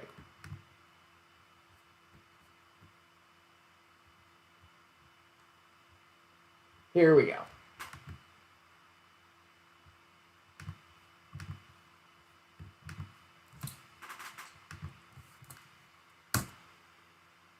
Okay, that was a video I did. What went right, what went wrong with Starrcade 97 and WrestleMania 14. That was about as in-depth in Starrcade 97 as I could ever go. So I'm not going to have a whole lot new to say about Starrcade this time around. But I am going to touch up on it because it was like the culmination of everything that was done this year. But I'm going to step out for just a minute. I'm going to go get something to drink and I'll be right back. So don't go away.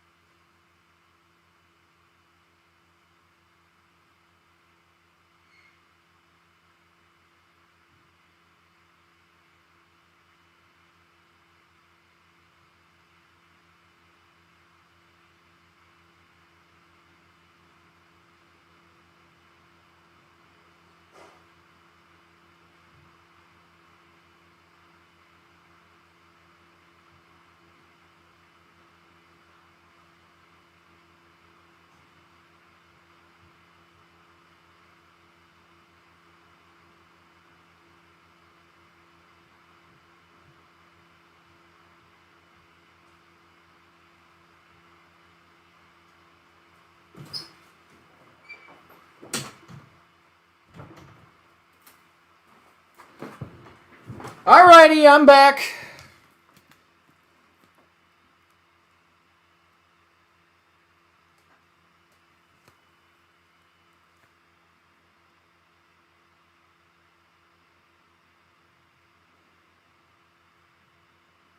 Okay. How's everybody doing? Bring cake. I don't have cake. The door not closing has triggered me. I know, that bothers me too. There's no one else in the condo, but I don't know, I need to have that door closed.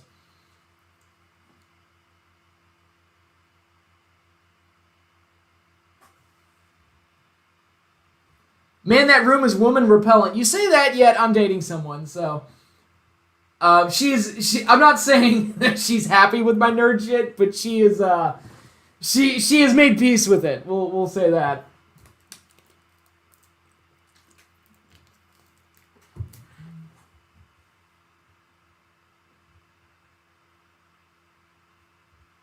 Alrighty.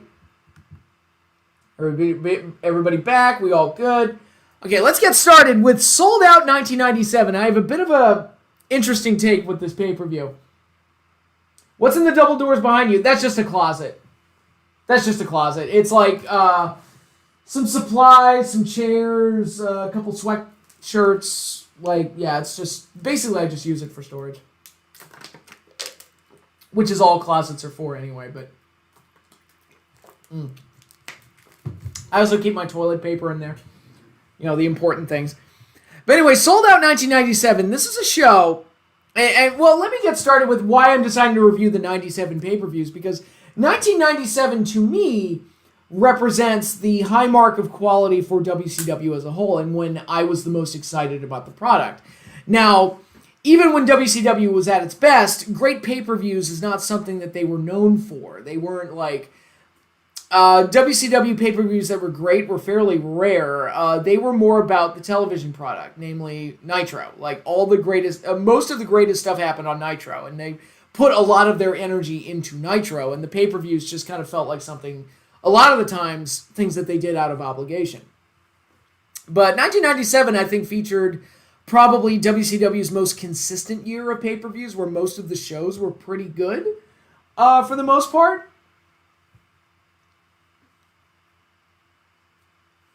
And I think it's interesting to go back and look at what WCW was like during these pay-per-views. So we're starting off with January 1997, Sold Out 1997. Now, this is a significant pay-per-view for two reasons. One, it was an NWO exclusive branded pay-per-view, meaning this was not a WCW show, this was an NWO pay-per-view.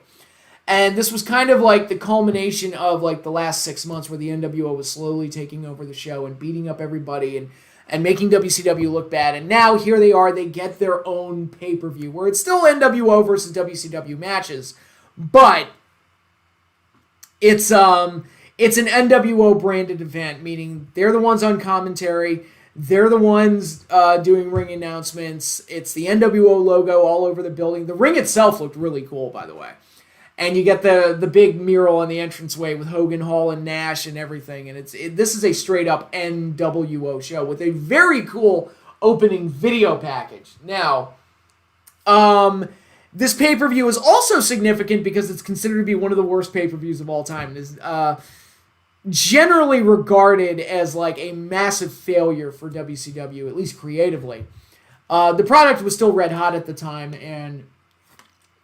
nothing happened on this show that was, like, damaging long-term. There was no, like, Starrcade 97 ending that did long-term damage. There was no finger poke of doom or anything. It's just, as a top-to-bottom show, it's generally regarded as one of the worst pay-per-views. Giving it a rewatch, and I'll say this, when I watched it back in the day, because, of course, I watched it back in the day, I didn't really think anything of it. I was just kind of like, oh, it's an NWO show, and I just watched it because I liked the NWO, and that was kind of the amount of thought I put into it.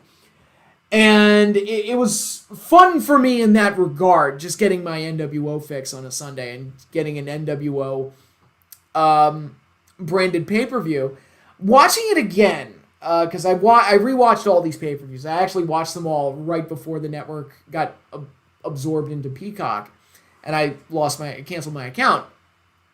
I gotta say, looking at this show, didn't hate it. Like, I wasn't miserable while watching it. And there were some things about the show I actually kind of enjoyed. To get the negatives out of the way, the biggest mishap on the entire show, there's no way on earth any human being could possibly defend this, but the Miss NWO contest or whatever that was, where they basically brought out a bunch of no-name women and, to be polite, like average-looking women, being polite. These were not like models that got hired to be in this thing. And I didn't understand the point of it. I didn't understand like what they were trying to say. Eric Bischoff has said that it was supposed to be like their version of like a pig party or whatever, where guys will bring the ugliest chick they can to a party and make fun of them. And that was kind of the idea, but that didn't come across real well at all on the pay-per-view. And even if it did, it wasn't funny, it wasn't interesting, it wasn't exciting.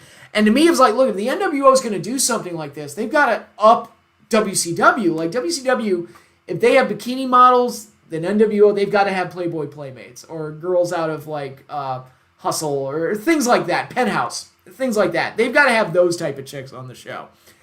Like, just very sexually charged, scantily clad women. That's what the NWO would be associating themselves with.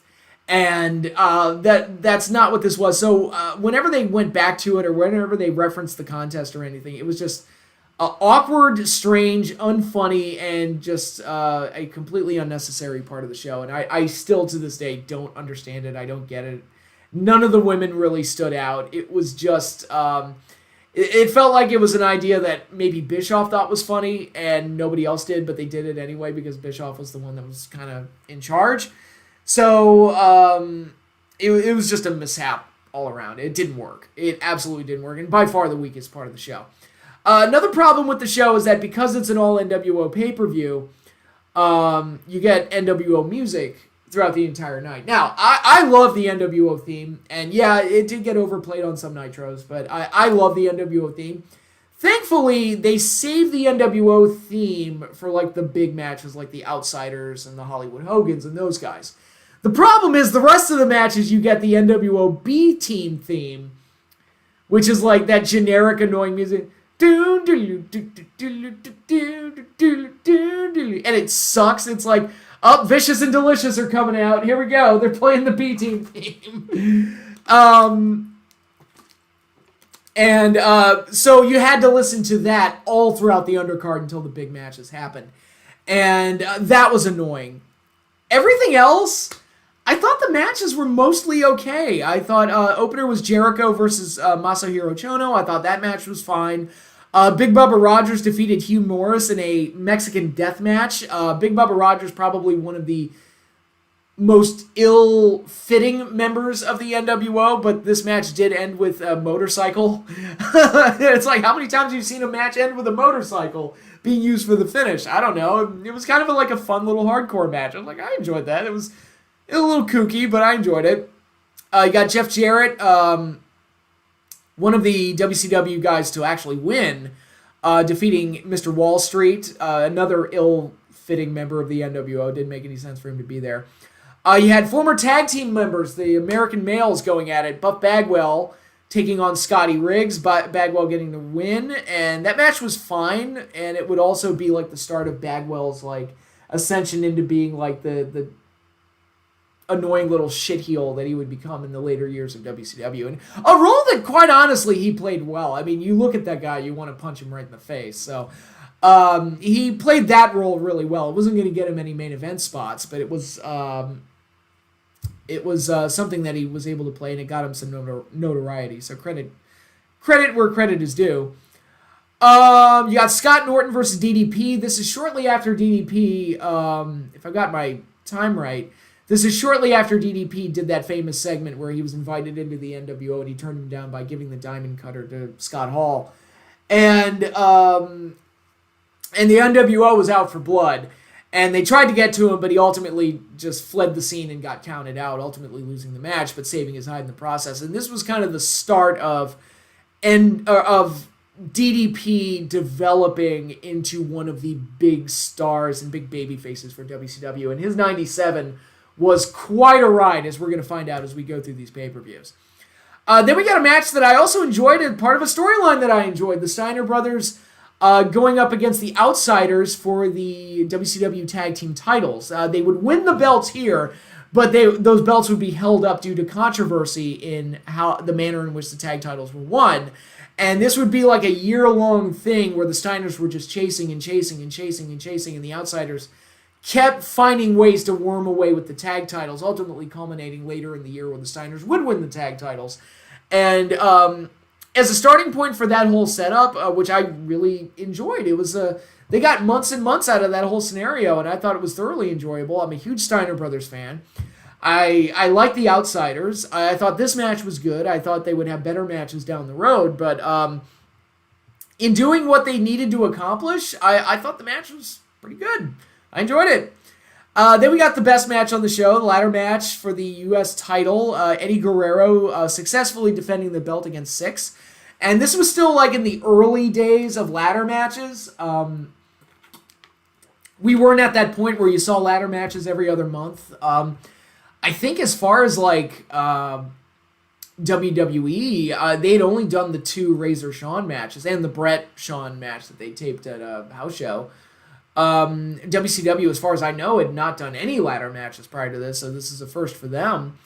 And you got Eddie Guerrero, you got Six Pac, Sean Waltman, going at it in a ladder match that was pretty good. It was just a thoroughly enjoyable one-on-one ladder match, which one-on-one ladder matches are becoming rare, or extremely rare now, because now ladder matches are just an excuse to basically just do... The ladder match has basically become the new version of the Battle Royal, where it's just, let's cram like 15 guys into this thing and just let them climb ladders and dive off of shit. And the magic of a one-on-one ladder match has kind of been lost in recent years. So it was actually refreshing to go back and watch this match. It was pretty good.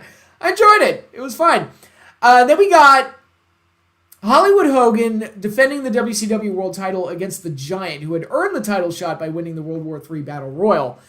And this was the Giants breaking away from the NWO, ultimately kicked out of the group, and ultimately setting him up on that tag team with Lex Luger, which, as I've said before, I really enjoyed watching, and put him into that feud with Kevin Nash that would carry him into Starrcade, and they would ultimately, that Starrcade match would not happen, unfortunately. But the Giant ended up being one of my favorite guys to watch. Unfortunately, the Giant and Hollywood Hogan, I don't think they ever had a good match together. They did have that one... what was it, that they were shown bits of the matches during commercial breaks during the premiere of like a Robin Hood show, I think, or something, and it created the illusion that Hogan and the Giant wrestled each other for 45 minutes, and I'm like, oh dear God, I don't buy that for a second. But my point is that Hogan and the Giant never really had good matches. They didn't click real well. I think Hogan's age was part of that. I think Hogan's age was part of it. I think the Giant being a little new was part of it. I also think that Hogan being a heel for a lot of these matches, not their 95 matches, but for this match and many other ones, kind of like took away how Hogan was. It kind of forced him to change how he typically works with bigger guys, and it didn't work in this case. And so the match was like thankfully short. It was only about 10 minutes, and then it ended inconclusively. With the NWO doing one of their run-ins and ending the show standing tall with the belt. And that was a weak main event on a card that I otherwise kind of enjoyed. And I think one of the things that stood out to me about the show is that it wasn't a typical WCW show. And there were no like huge matches, no big payoffs or anything. It was just like an NWO party. And that's essentially what the show was. And looked at through that lens, it was a nice break from the norm. Similar to a show like a Taboo Tuesday or something like that, where it's like, okay, it's not a huge show, but it's like, it's kind of got this quirky, weird gimmick to it, and it's this weird formatting that sets it apart from all the other shows. So for a night, it's a lot of fun. And that's what I thought of Sold Out. I thought overall it was a fun show, and I wasn't miserable on this rewatch. And and it's one of those things where it's like, it has this reputation of being one of the worst shows of all time. And I'm like, dude, I've seen shows significantly worse than this in like the last 5-6 years, easily, from WWE of all places. And it's like, man, I could sit here all day and rattle off shows that are worse than this one, like the Randy Orton Jinder Mahal Punjabi Prison Show, whichever one that was. December to Dismember. What was that one I was at? Fatal 4-Way, which I think they only did the one time, but it was pretty bad. Some of the later WrestleManias have been really, like WrestleMania 27 was a really bad one. WrestleMania 32 was a slog to sit through, because I think that's part of the problem, is that the shows are just so long now that they just feel like more of a chore than they would otherwise. But them's the breaks. Okay, I'm catching up on comments. I found a video of Patrick in The Simpsons. Please share the link.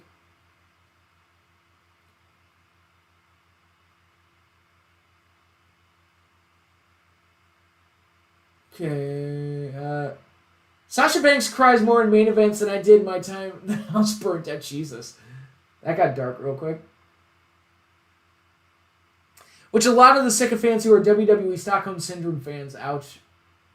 I mean, it's amazing to me the loyalty that WWE has. Like, it's pretty amazing. Why would the NWO want to have their own pay-per-view to begin with? It's like it's another brick in the wall. They took one of WCW's pay-per-view slots and took it for their own. It's another brick in the wall. Freakzilla's Freak Elite. Scott Steiner's the best. I love Scott.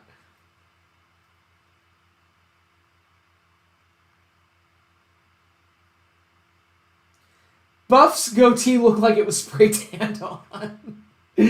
I kind of wish it was, because that would have made the character even better, even more hateable.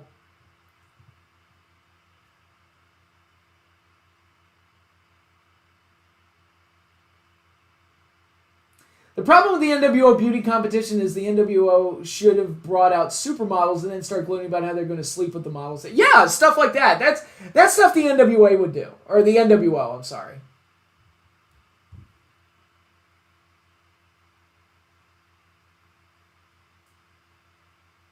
Hardy's and Edge and Christian hadn't reinvented the ladder match yet. That was in 98. I believe 99. That was, right. I think that was like No Mercy 99, right? Was that first one.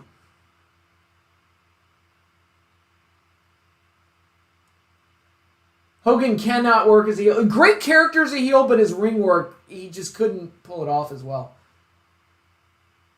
That backlash. Oh, yeah. Oh, my God. That Reigns versus Joe match. Yeah, that one.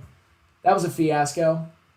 Hell in a Cell 29. Oh my God, I'll be honest. As far as like booking goes, not wrestler performance, but booking, straight up putting a match together. Because I think Seth and Bray went out there and performed the exact match that they were told to perform, and they did it to the best of their abilities. So but if we're gonna base this off of sheer booking and storytelling construction, that Hell in a Cell match is probably the worst match I've ever seen.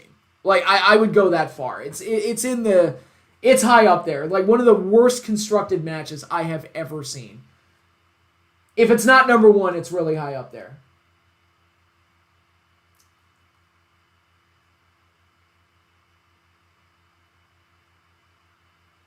Hell, there are shows during that same year honestly, yeah, there are WCW pay-per-views that happened later this year that I liked less than Sold Out. So, Sold Out overall, like a thumbs in the middle type thing. I thought the show was enjoyable for what it was. Next, we move on to WCW's first big pay-per-view of the year, Superbrawl 7, which was main evented by the second Hollywood Hogan Roddy Piper match, this time with the title on the line. And this match is significant for two things. One, the Roddy Piper and Alcatraz segments, which I liked because it's just pure Roddy Piper insanity. I liked it, and it kind of helped set the stage for him getting into the mindset for having this match with Hollywood Hogan. So a little bit of window dressing for a main event that wasn't, let's be honest, wasn't going to be a technical 4-star match by any stretch of the imagination. So they threw a little bit of color on there by having Piper do those nutty bits.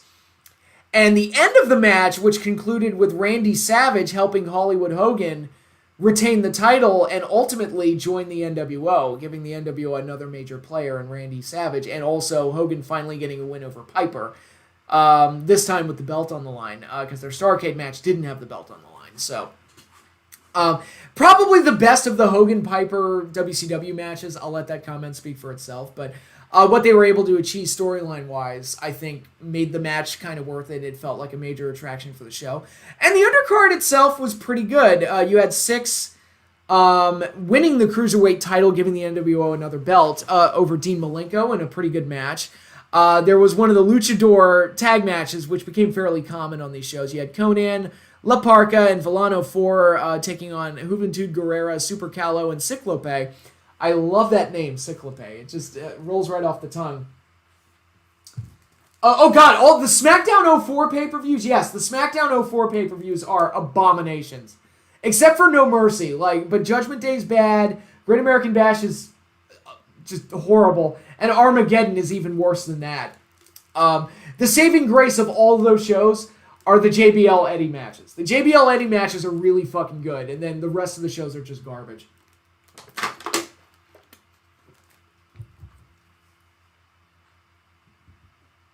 Sorry, I just spent the last few minutes puking and brushing my teeth. What'd I miss? I'm into Superbrawl 7 right now.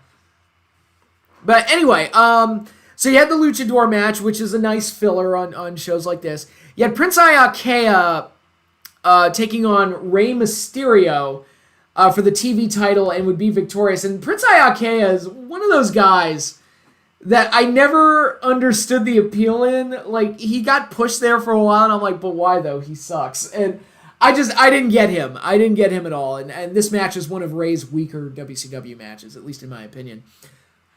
You got Diamond Dallas Page taking on Buff Bagwell. Again, DDP slowly moving up that ladder as he feuds with the NWO. Being set up to ultimately face his greatest rival in WCW, as we'll see later in the year. It would also give him his first pay-per-view main events. We had Eddie Guerrero versus Chris Jericho for the U.S. title. A pretty good match, as you would expect out of these two. Then there was Public Enemy, who was around a lot longer than I remembered.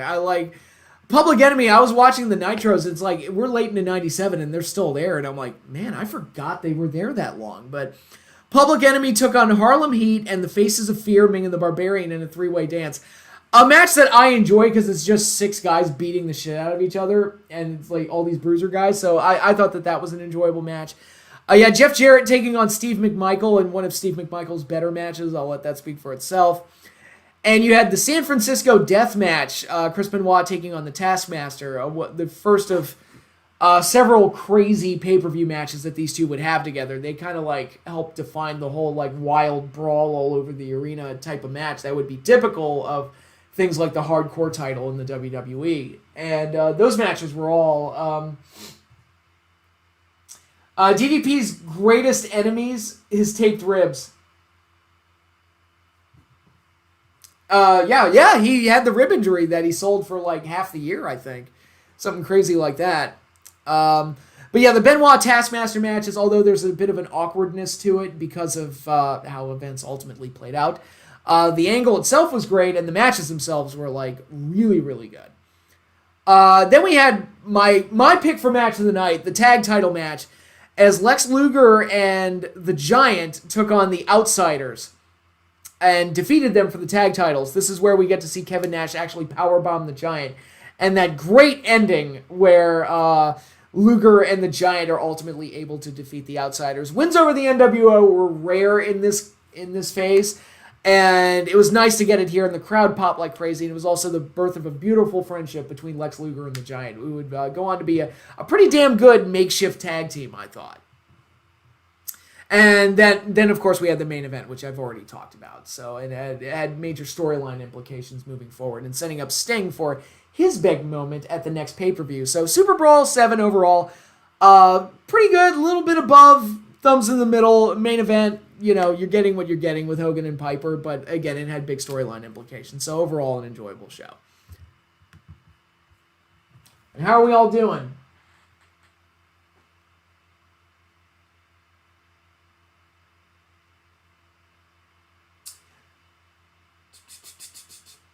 Did Benoit pick the stipulation for the death match? Ooh, Benoit in a death match. He's in a few more death matches this year. Wait until we get to his matches with Ming.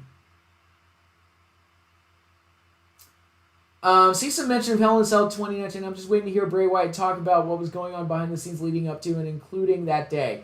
What the hell were they thinking? I mean, I would love to be a fly on the wall for that creative meeting putting that match together. Benoit said on his DVD why he didn't want to go to WWE in 95 because the company then was about Brett, Shawn, and the big guys. He felt he wouldn't have been out of place. He probably would have been at that time.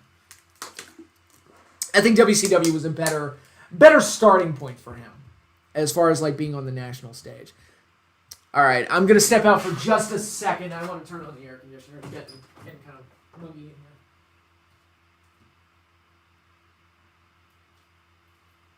All right, I'm back. All right, so what? We're 2 pay-per-views down? Okay.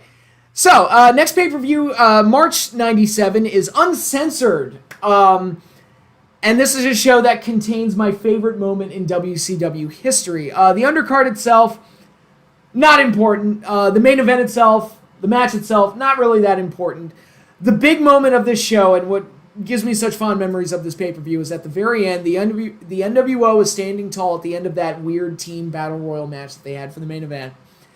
And Sting comes down from the rafters after months and months of doing nothing and making it look like he might be siding with the NWO. Sting finally comes home and attacks the NWO with the baseball bat and has a stare down with Hogan that sets the stage for their match at Starrcade 97. This is the real like big starting point of that. It's like, okay, you know where Sting's loyalties lie. You know that he's going after the NWO, and this would lead to some pretty big moments throughout the year, and one of the greatest build-ups of all time, with one of the weakest payoffs of all time, as we'll see. Are we getting close to Dusty Rhodes' debut with 7? No, that happens in like 2000, I think. Was that the same Prince guy in WCW who had a Prince gimmick in 2000? Yes, same guy. Oh yeah, Survivor Series 97, pure garbage. Just a horribly, bizarrely put together show. Remember when Benoit broke Sabu's neck? Yeah, I do. That's how he became the Crippler. It's funny, I remember I saw a comment from Bill O'Reilly when the Benoit tragedy was really kicking into high gear, and Bill O'Reilly said something to the effect of, well, he's always been a psychopath. You know, he got the name the Crippler because he broke a guy's neck in the ring, and I was just, as a wrestling fan, I was sitting there like, I want to punch this guy in the face because he didn't watch the match, because what happened to Sabu was clearly an accident, and it was just like he was just, again, this is what the media does. They sensationalize the shit out of everything. He was just like, just trying to sensationalize it and didn't do his research properly. So it was just annoying. Yes, Uncensored 97. I mean, this was a show, when I saw what happened with Sting at the end, and then I looked at what WWE was doing at the time, I honestly thought at that point, it's like, the war's over. Like, WCW's going to win the war. Because it's like, you look at one show and you look at the other one, it's like, there's no contest. Yes, the other show has Austin, but Austin hadn't quite come into his own yet, and creatively, WWE needed to make a lot of improvements, which they did. But at this point, I was like, there's no way. And when Uncensored actually outdrawing WrestleMania is one of WCW's biggest victories over WWE, I think. Where do you rank Sting in the most important wrestlers during the wars? Top 3? Top 3 for WCW, at least, for sure. The overall Monday Night War, I'd say he's at least in the top. Definitely in the top 10, maybe in the top 5. Because there's a lot of names. When you look at WWF and WCW together, there's a lot of names. But he's definitely up there. Who was worse on the Chris Benoit coverage, Bill O'Reilly or Nancy Grace? Probably overall Nancy Grace, because she was just more continuously annoying. But anyway, going over Uncensored, I talked about the main event, or really what happened after the main event. The main event was Team NWO. I have the names here. It was Hogan, Savage, Nash, and Hall, with Dennis Rodman in their corner. Team Piper, Roddy Piper, Chris Benoit, Steve McMichael, and Jeff Jarrett. So really Roddy Piper and the Four Horsemen. Which, by the way, you want to see one of the most awkward segments in the history of wrestling television? watch the segment where Piper was holding auditions to decide who gets to be on his team. It is so awkward. Like, so awkward. And then they just drop the guys and put the Horsemen in there, so. And Team WCW, Lex Luger, the Giant, and Scott Steiner, they were down a man. So, it came down to Luger and the NWO, and Luger was able to make a comeback and eliminate most of the NWO, but thanks to interference from Dennis Rodman, Hogan was able to get the win, setting up Sting's big heroic attack at the end of the show. And going over the rest of the card, we had Dean Malenko versus Eddie Guerrero for the U.S. title, with Dean Malenko winning the belt. A very good match. Again, Dean Malenko was just one of those guys that could get great matches out of anybody. You put him with somebody like an Eddie Guerrero, it was going to be magic, and this was no exception. Ultimate Dragon versus Psychosis in a Cruiserweight singles match that was really good. When I think of the Cruiserweight division from WCW, like Ultimo Dragon and Psychosis are two guys that instantly pop out in my mind, so it was cool to relive this match. A surprisingly good match in Glacier versus Mortis. This is where they were doing the Mortal Kombat kind of feud between Glacier and James Vandenberg's Sinister Minister. I'm just going to call him Sinister Minister.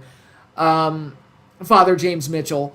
And doing his whole thing with kind of like this Mortal Kombat slant. And people kind of look down on Glacier and they look down on this whole angle. But it's like, I don't know, some of the matches were kind of cool. And I thought this match was pretty cool. And I ended up liking Wrath and Mortis as a tag team. So, but yeah, I thought that match was pretty good. We got another Buff Bagwell versus Scotty Riggs match. This time a strap match. That match was okay.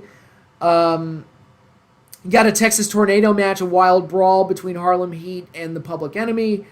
Again, fun wild brawl between two bruiser tag teams, so I was okay with it. In another baffling decision, they had Prince Iaukea defeat Rey Mysterio Jr. for the TV title. Why is Prince Iaukea the TV champion? I have no idea. Baffling decision. But overall, what really makes the show is Sting coming out at the very end. That is the thing that everybody's going to be talking about at the end of this show. But fortunately, the undercard is at least pretty solid to kind of hold everything together. And you get that awesome Sting moment to be a nice little capstone and get us talking and get us excited to watch Nitro the next night.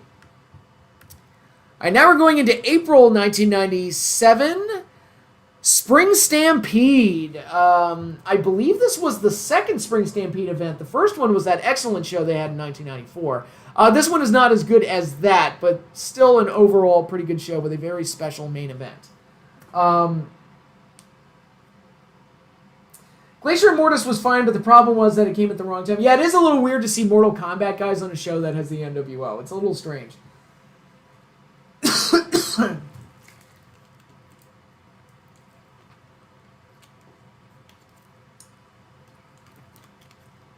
Yes, that segment. Earthquake and Luther Reigns. Yes, that segment. Exactly. Anyway, Spring Stampede 97 did not have a world title match or Hollywood Hogan in the main event. They opted to go another route, thankfully, and we got a really interesting main event out of it, but I'll get there. I'll go over the undercard first. We had Rey Mysterio versus Ultimate Dragon in the opener. Excellent, as you would expect. A cruiserweight high-flying action between two of the best that the division ever had. Akira Hokuto facing Medusa for the Women's Championship, the WCW Women's Championship, in a kind of a forgettable filler match. Yeah, WCW had a women's division at this point, and they didn't use them all that much. So it was just kind of like something that they would throw out every once in a while. Prince Iaukea, again, successfully defending the WCW World TV title, this time against Lord Steven Regal, a baffling decision. Not because it's Lord Steven Regal, but because it's Prince Iaukea. Why is this guy still the TV champion after, this late into 97? I don't understand. Then we got Public Enemy taking on Horseman member Steve McMichael and Jeff Jarrett. Match was okay. We got Dean Malenko defending the U.S. title against Chris Benoit. Match that went to a no contest, unfortunately. What was otherwise a really, really good match. We got Kevin Nash taking on Rick Steiner again, a match that was part of the whole Outsiders versus Steiner Brothers build-up. But this match was not particularly good. I mean, you can picture Rick Steiner and Kevin Nash working together, and it's like, it's not going to be that good. It was a singles match for the WCW Tag Team titles, which is okay. Now that I'm remembering it, the show wasn't really that good except for the main event. The show was actually kind of weak. And then you got a four corners match, winner getting a world title shot. Lex Luger got the win over the Giant, his tag team partner, and then members of Harlem Heat, Booker T, and Stevie Ray.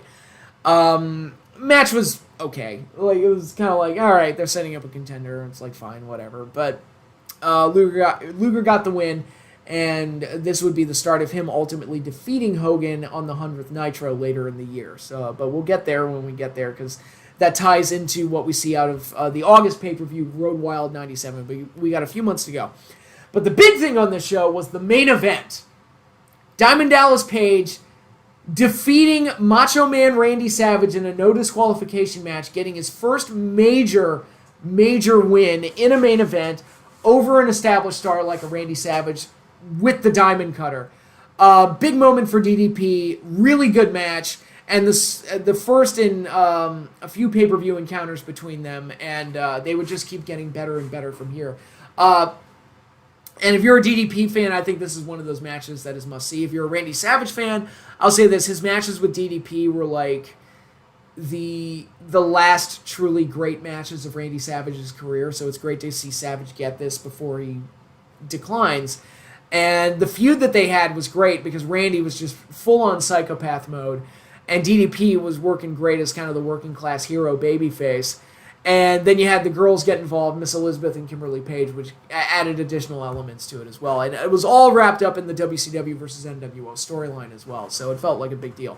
So no world title match in the main event, but we got something better. And I am fine with the world title not being on every show, especially if you're going to do 12 pay-per-views a year, one a month. It's like, you know, you can hold off on the world title a little bit, I feel like. I don't know. Maybe it's just me. But anyway, a big moment for DDP. Very good main event on an otherwise kind of like, kind of meh show. What about Randy Savage versus Spider-Man? That wasn't Randy Savage. That was Bonesaw McGraw. You're getting your matches screwed up. 1997, the year of Prince Iaukea. Yeah, baffling, right? All right. Now we've got the May 97 pay-per-view. We are going into Slamboree. A show that emanated from Charlotte, North Carolina, Flair Country, which again created a six-man tag main event that felt like a big deal, even though, as I understand it, there was some hurt feelings that came out of the match, specifically between, I believe, Piper and Kevin Nash. But the match itself was stellar and a lot of fun to watch. It was Ric Flair in his hometown teaming up with Roddy Piper and NFL star Kevin Green, taking on members of the NWO, the Real Outsiders, Kevin Nash, Scott Hall, and Syxx. And this match was a blast, and I thought was a great main event. If you're a fan of Ric Flair, I think the match is must-see. It's like a really good feel-good moment for Flair at a time when the baby faces of WCW didn't always get a lot of feel-good moments. So I thought the main event is definitely worth checking out on this show. Do you remember that Owen Shamrock match that was in the Hart Dungeon that was before the Lions Den match? Yes, I believe that was Fully Loaded 98. What did you think of Randy Savage's makeover in 99? I mean, some of it was kind of cool, but I also physically Savage had obviously declined, and it was kind of like he was running on empty, unfortunately. How would you have ended the NWO's run in WCW in 1998? I don't even know. I think eventually they needed to get to a point where the NWO had their own show and they just existed separately from WCW. I think that, and Bischoff has talked about this, like that was ultimately the goal. They just couldn't get to it for whatever reason. But yeah, if the NWO had gotten their own show and then just kind of run as their own separate, like the first like real brand split, I think that would have been the way to go. But anyway, Slamboree, main event, loved it. I think it's a lot of fun, and I highly recommend checking it out. The rest of the card has some good stuff. We've got Lord Steven Regal defeating Ultimate Dragon for the TV title. I guess Prince Iaukea must have lost that belt at some point, thank God. Ultimo Dragon and Regal, always going to make for something good. This is no exception. I got Medusa versus Luna Vachon, and kind of a filler match, but it's always nice to see Luna Vachon out there, so... And it's kind of a throwback to the matches that they'd had in WWE just a few years earlier. So this was cool to see. Got Rey Mysterio versus, I know I'm going to mispronounce this, Yuji Yasuroka. I mean, it's Rey Mysterio doing his thing, so it was a pretty solid match, but I have literally little to no familiarity with this guy, so. But it's a cruiserweight match, and it's Rey Mysterio doing Rey Mysterio things, so there's that. We got a Glacier Mortis rematch that was truncated compared to the match that they had previously. But this is also getting to the point where Ernest the Cat Miller is thrown in as a partner for Glacier for the storyline. So we're going to see Glacier and the Cat take on Mortis and Wrath. Wrath would eventually show up at some point. So there was an evolving storyline involving the Mortal Kombat ripoff guys. Dean Malinko versus Jeff Jarrett for the U.S. title was pretty good. Bit of a clash in styles here, given Malenko's more technical style and Jeff Jarrett's more like kind of theatrical 80s wrestling style. But I thought it worked pretty well overall. Dean Malenko, of course, got the win. And oh boy, we're going to get awkward here. So this is the Ming-Chris Benoit feud, where Ming defeated Chris Benoit with the Tongan Death Grip in a death match.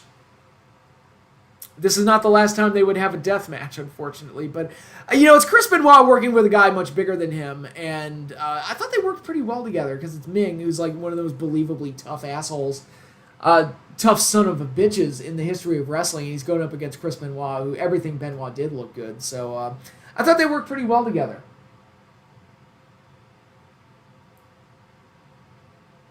I hate that today's guys don't take the business seriously anymore, like how Brett, Shawn, Taker, Austin, and Hogan did. Personally, I hate the fact that wrestlers are on Twitter and like acting like real people on Twitter. Like that just bothers me. I don't want to see you acting like a real person. It's and this is the example I made when I was talking to somebody about it. I have a hard time accepting Alexa Bliss as this undead like demon girl if she's on Twitter bitching about like how somebody said something about her looks and she kind of flipped out about it. It's like, why do you care, Miss Undead Spooky Girl? But again, it's Twitter being Twitter. I would have loved it if Hogan took a hiatus after Starrcade. I agree. Yeah, I think the next big feud for Hogan should have been with Brett. Like that should have been the next big match, but they didn't build to it. Yeah, but hey, what are you gonna do? And next up we got the Steiner brothers versus Conan and Hugh Morris. This is when the Dungeon of Doom was still around. Like again, it's weird. Like the Dungeon of Doom was still around in 1997. It's just crazy.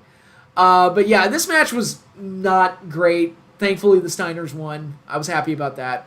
And now we've got like the most surprisingly good match of all time. Steve McMichael, who's notoriously terrible, taking on NFL legend Reggie White, one of my favorite players in the history of the NFL, Reggie White. And the match itself was pretty good. I go check it out. I'm not kidding. The match itself was shockingly good, considering it's like, wait, so you've got Steve McMichael, who's not good, going in there with a football player. And they ended up having a pretty good match together. I don't understand it, but it worked. I don't get it. But you want to like one of those like weird, the stars aligned and the match turned out to be way better than it had any business being. Check out Steve McMichael versus Reggie White at Slamboree. It's a surprisingly good match, and it's better even within the expectations of like a pure spectacle match or a celebrity match. It's better than the norm, and it's like, man, that's shocking. That is shocking. And of course, Reggie White was a star, and it's always good to see Reggie. Well, Patrick, just stop following them on social media. I got off social media entirely. So I took the first step in that regards.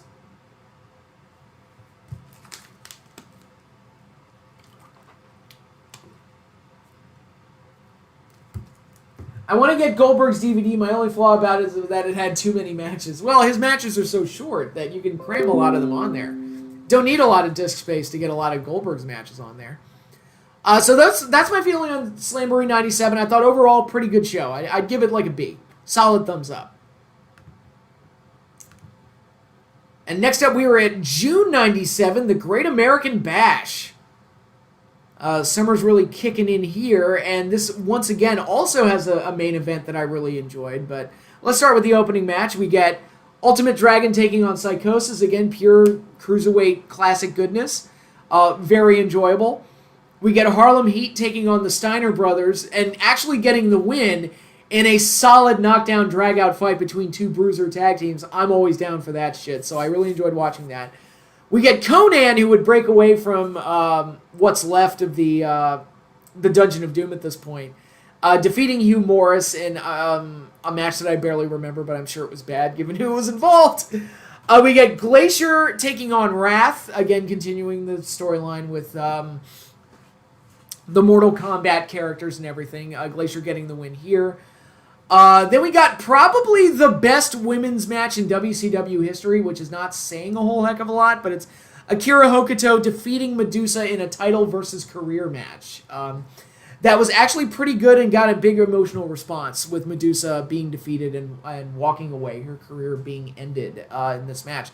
It was again, WCW didn't really do a whole heck of a lot with their women's division, so this is like by default the best women's match in WCW history. So if you want good women's wrestling, this is the show to check out for WCW because it has their best women's match ever on it. Next up, we get a rematch between Chris Benoit and Ming, another death match. Oh boy, that's awkward. This time, Chris Benoit getting the win and avenging his loss from the previous pay-per-view. And another really solid clashing styles, knockdown, drag-out fight between the tenacious Chris Benoit and the brute that is Haku or Ming or whatever you want to call him. Really good stuff. Then we got Kevin Green taking on Steve McMichael. This match was not as good as the Reggie White match, but still not a fiasco, so I will take it. And then we get a tag team match for the World Tag Team Championship. Ric Flair and Roddy Piper challenging the Outsiders. Solid match, storyline implication being that Flair and Piper would have a quick falling out, which would set up their match later in 97, which was probably Piper's best WCW match, ultimately. So, sticking with Ric Flair, and you get some good stuff out of Piper, even at this stage with Piper barely being able to walk due to his hip. So, Flair and Piper had some magic. So, this tag team match, it was serviceable in getting to where they needed to go, and it would set up a better match at Bash of the Beach 97. So, and that gives us our main event, the best match on the show. Once again, there is no world title match here. We actually haven't had a world title match the last few pay-per-views, which I'm actually kind of okay with. Save it for the big occasions. And we wouldn't get one at the next pay-per-view either. It was a rematch between DDP and Randy Savage, this time in a lights-out, falls count anywhere match.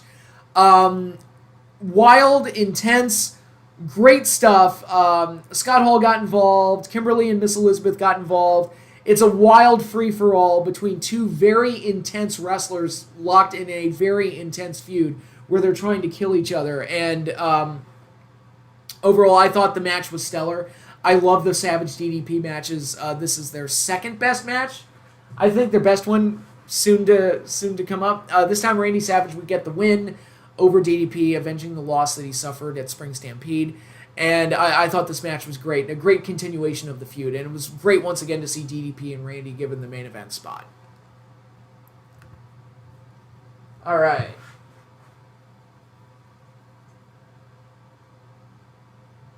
I'm currently watching Rugby League because my team is playing, but instead of listening to the commentators who I find annoying, I've decided to put the commentators on mute and listen to you. Thank you, Outlaw. I appreciate it. His one with Brock at WrestleMania 20 was on it. Oh, God. Why would they put that on? I guess out for sheer honesty. It's like, yeah, this is a big part of Goldberg's story. Okay. Next up, we have Bash at the Beach 1997, which I will say is my favorite WCW pay-per-view of 1997. I think this is a great show. 2 thumbs up. Really good stuff. Very enjoyable, very exciting all the way around. We start off with, let me say that and I'll go into more detail when I get into the main event, but the main event match itself is a huge attraction that really drew the appeal and the intrigue for this show. But there's a lot of stuff on the show that was really good as well, and it's just WCW is easily their most solidly put together pay-per-view of the year. We opened up with Mortis and Wrath defeating Glacier and Ernest Miller in a tag team match. The start of the Mortis Wrath tag team that I actually kind of enjoyed. Shockingly, it's like, I remember I was watching the old Nitros and I was talking to one of my friends on the phone. I'm like, Dude, is it wrong to say I'm kind of marking out for Mortis and Wrath? And I'll be honest, I liked Chris Kanyon a lot as a worker, and I felt like he should have had more success. He was way more talented than his career ended up being. One of the great tragedies in wrestling, unfortunately, both because he's no longer with us and because he didn't reach the levels of stardom that I felt he should have reached. But next up, we got a match for the Cruiserweight Championship as Chris Jericho successfully defends against Ultimo Dragon. He changed his name from Ultimate to Ultimo by this point. Pretty good match. Jericho was still in white meat babyface mode at this point. He hadn't quite become the Jericho that would completely conquer the Cruiserweight division and really bring his character to life in a great way.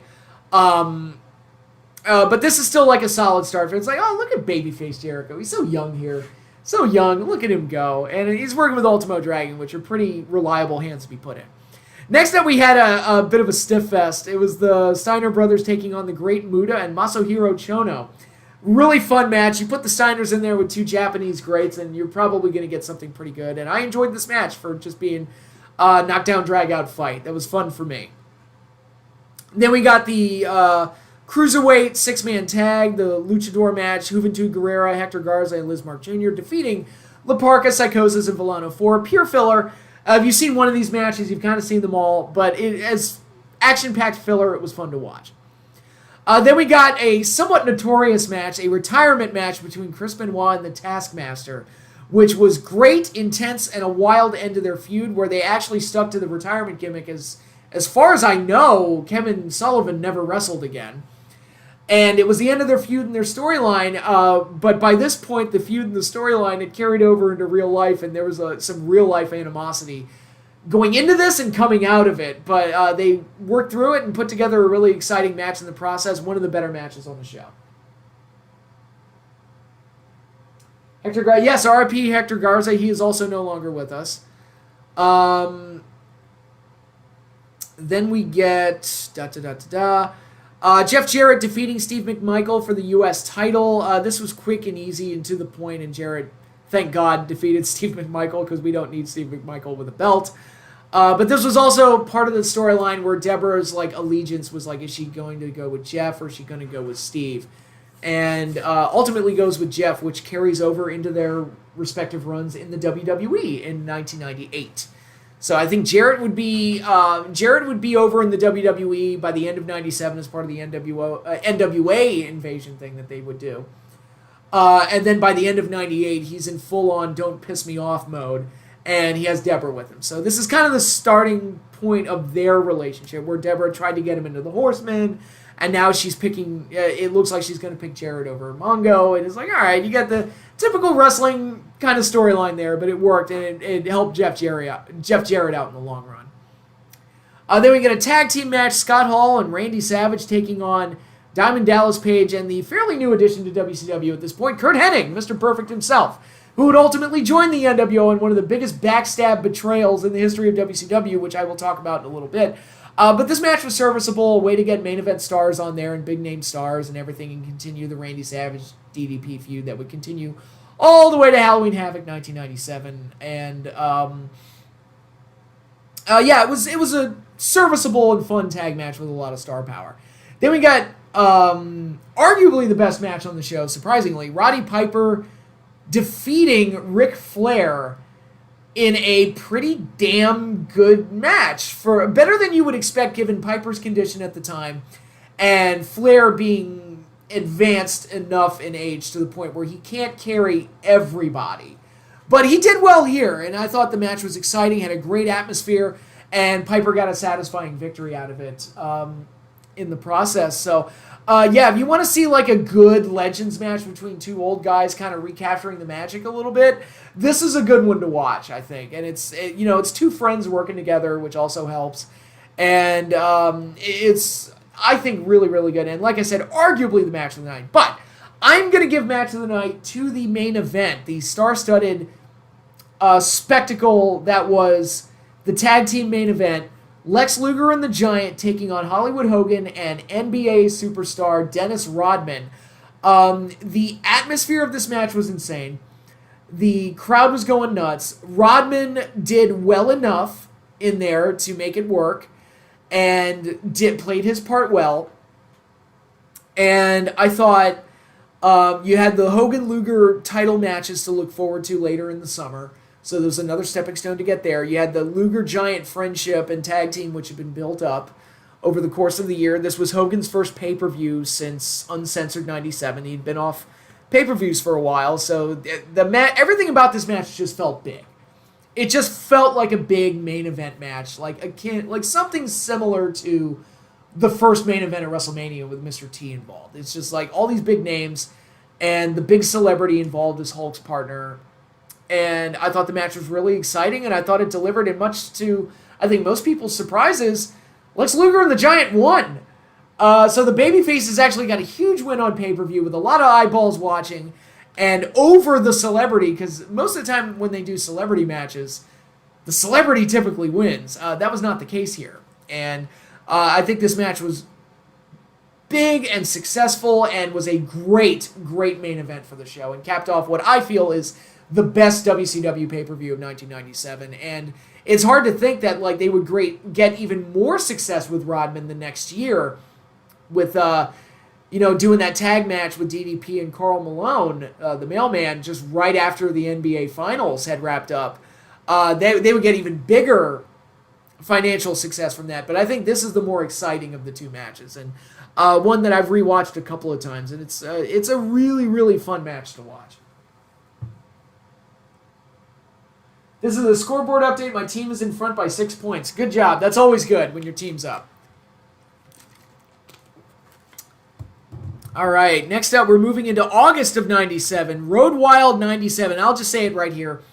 The Sturgis setting, the motorcycle rally, it has an interesting look to it, which is why that's the defense I'll give it. It does look interesting, and it's a different looking show. And that's one thing that WCW did pretty well, is that all their shows look pretty different. Like, even if it was something silly, like, hey, Bash to the Beach, let's just have it at a beach. And just build the ring and everything around a beach. And I'm like, it looked cool. And I like stuff like that, where it's like shows have a distinct look to them.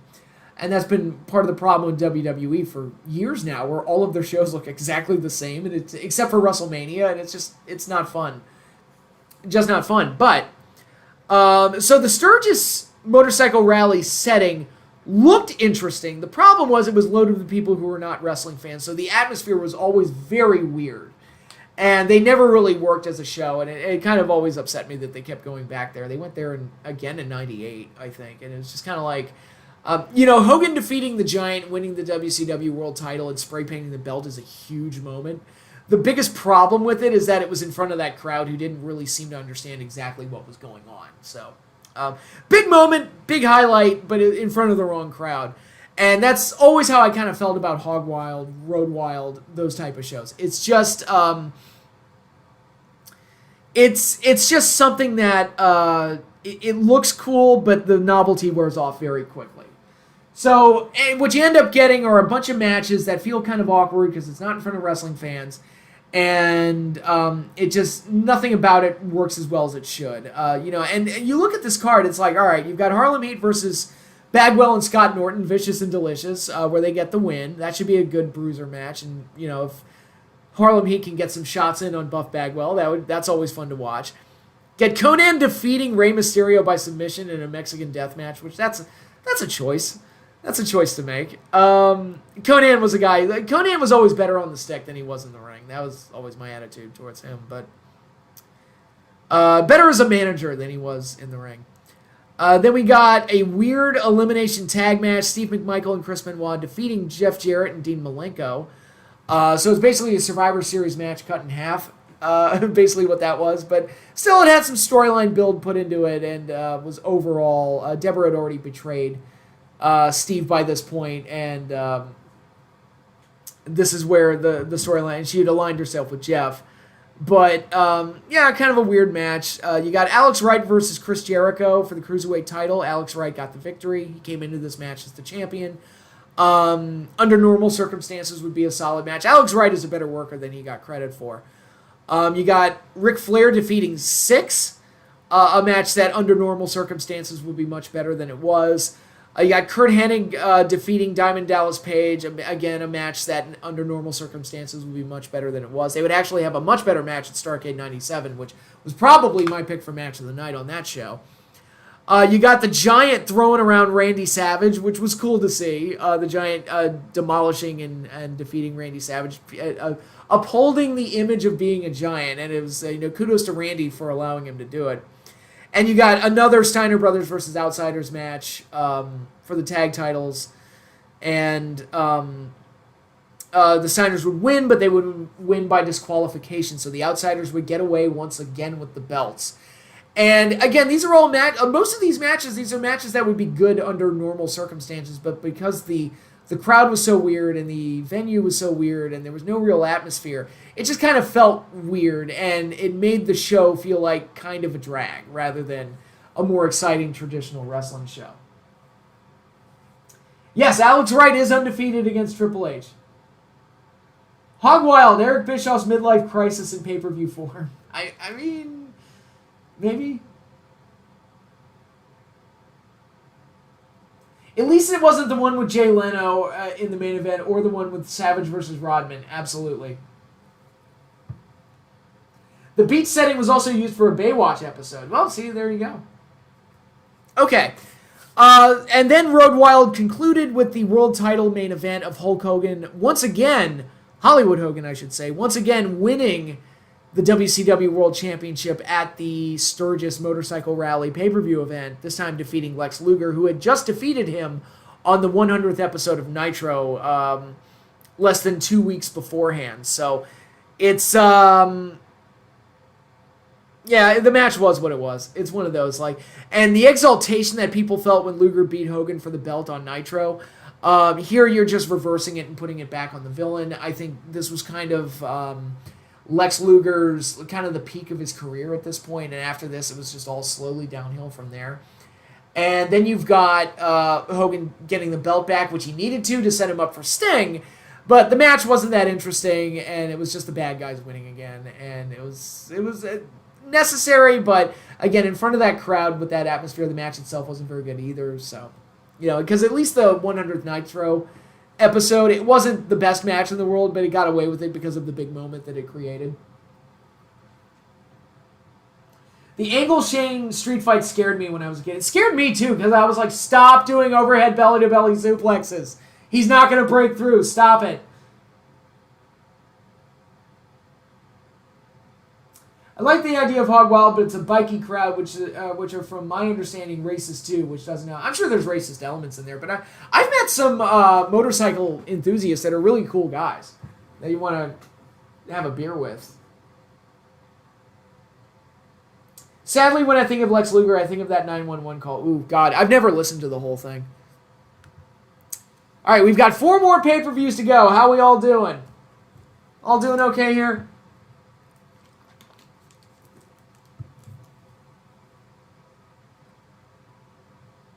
Anybody still here?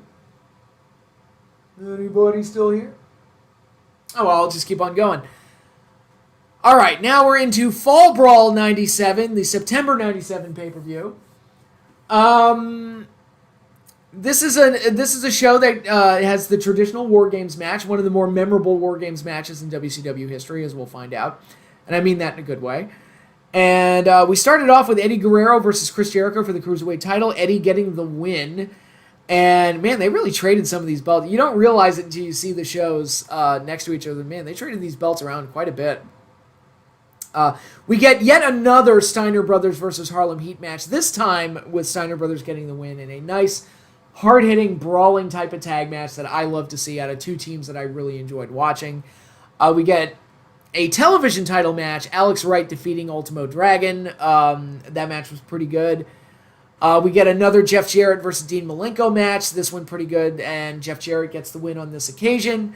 Then we get Wrath and Mortis taking on the Faces of Fear.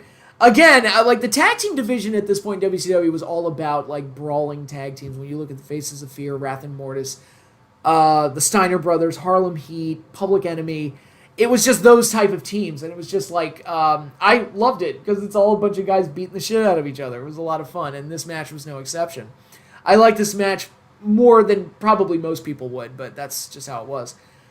We got the Giant squashing Scott Norton, basically squashing him in about 5 minutes. The Giant was keeping on trucking, and they were setting him up for Kevin Nash at Starrcade, which didn't happen, but, a good win for the Giant, if nothing else. Then we get a no disqualification tag team match with Lex Luger and Diamond Dallas Page defeating Scott Hall and Randy Savage. DDP finally getting a pay-per-view win after losing the last couple. Gets a big win here in the semi-main event. But the real main event of the show was the NWO members Kevin Nash, Syxx, Conan, and Buff Bagwell taking on the Four Horsemen members Ric Flair, Curt Hennig, Steve McMichael, and Chris Benoit. And this was coming off of the infamous angle where Arn Anderson retired and gave his spot, not his dog spot, not his liver spot, but my spot, to Curt Hennig. And Curt Hennig was going into this match injured by the NWO, but he wanted to uphold his promise to Arn to keep the spot, so he went in there as the fourth man to enter the War Games for his team, the final man. And so they're having the War Games match to typical War Games format, and then Curt Hennig gets in there, revealed that he's not injured, pulls out some handcuffs, and it looks like the Four Horsemen have finally outsmarted the NWO, but no. Curt Hennig switches sides and goes with the NWO and handcuffs members of the Horsemen to the cage and sets up Ric Flair to have his head, or have the steel cage door slammed on his head. The Four Horsemen surrender to try and save Flair, but it's all for naught. And Flair is giving big mistreatment to Curt Hennig, the ultimate betrayer, setting up their feud that would carry through for the rest of the year. They were supposed to have a match at Starrcade 97 that didn't happen because Flair needed surgery, but they would get a few matches under their belt before ultimately having to pull the plug on the feud. But Fall Brawl 97, overall I would give it a B. A solid undercard overall and a very memorable main event with great heel turn and great downer moment where the villains win and setting up big storylines for the future. Next, we get probably my second favorite pay-per-view of 97, minus the main event. We got Halloween Havoc 1997, a show that up and down the card is mostly excellent. And then you get to the main event, and the main event is pure and utter garbage. And it's like, but you do get, in my opinion, two of the best matches of 1997 on this card, and I think that's definitely worthy of praise. So we're going to get into that. We get a lot of cruiserweights on this show. We get Yuji Nagata taking on Ultimo Dragon in a singles match. That was pretty good. Obviously, it's Yuji Nagata and Ultimo Dragon, so you expect that. We got Chris Jericho facing Gato in a quick but good match. Then we got one of the best matches of the year for 97, the title versus mask match.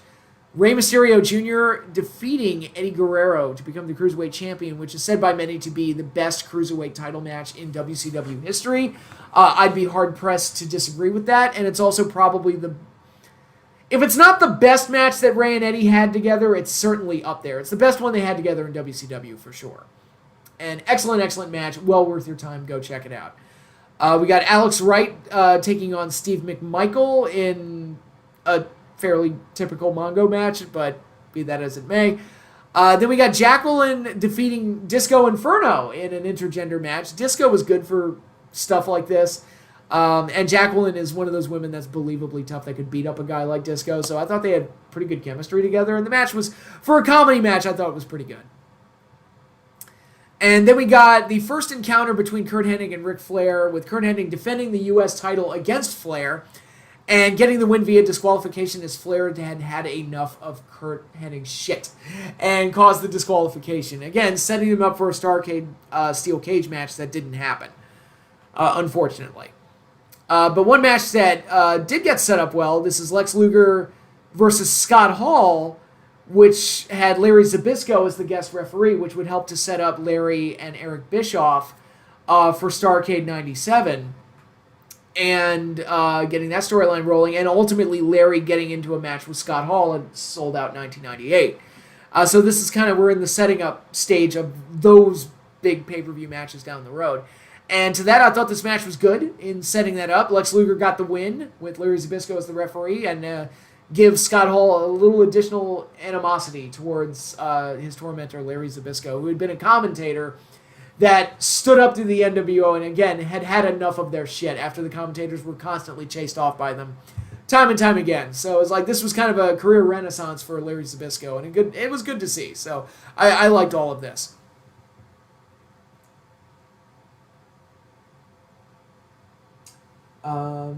Okay, if you could show someone you know who isn't a wrestling fan but can appreciate 5 matches, which ones would they be?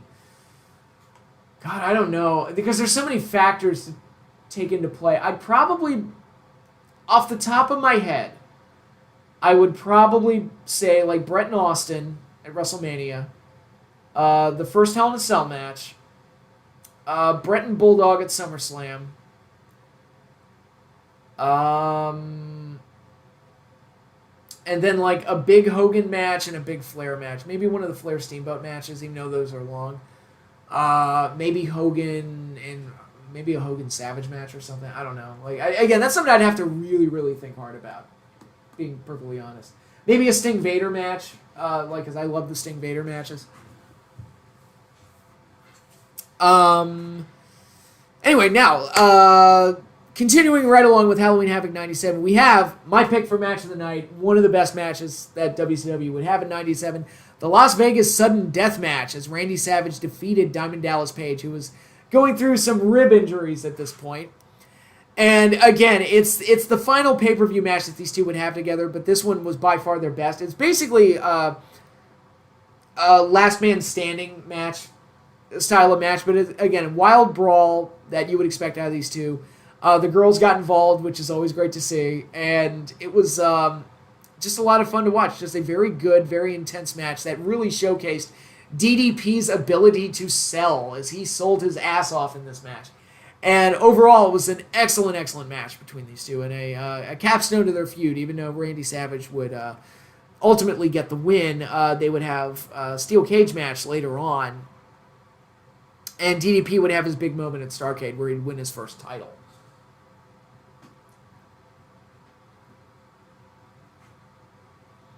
And then we get the main event, easily the weakest part of the show, the steel cage match between Roddy Piper and Hollywood Hogan. The Piper-Hogan feud had already fizzled out by this point, so them doing it again here just felt monotonous. And title wasn't on the line. We knew we were getting Sting and Hogan at some point. They were saving it for Starrcade. And this just felt like, an excuse to give Hogan something to do. And I know Halloween Havoc, as Bischoff said, was like the show he looked forward to the most and was considered like the biggest show. But I don't know, maybe it would have been better served to just not have Hogan on the show, and especially not have him work with Piper, because in the steel cage, and by the way, the steel cage was not a traditional steel cage. It was like it kind of had the same format of like the Hell in a Cell, except it didn't have a roof on it, and it was like a combination of Hell in a Cell and the Big Blue Bars, where it's not blue bars, but it's that same kind of style of cage, but it was around the ringside area rather than the ring. And so it kind of looked like Hell in a Cell, but it just, the match was not good. Hogan and Piper had no business being in a cage match at the stage of their careers. It wasn't violent. It was weird. It was poorly booked. Sting didn't show up. They did the fake Sting stuff, and it was just very awkward, weird, and terrible, and a bit of a mess. And a stark contrast to the Undertaker Shawn Michaels Hell in a Cell that happened this same month. It's like you compare the two matches and there's no comparison. Like it's almost laughable to compare the two.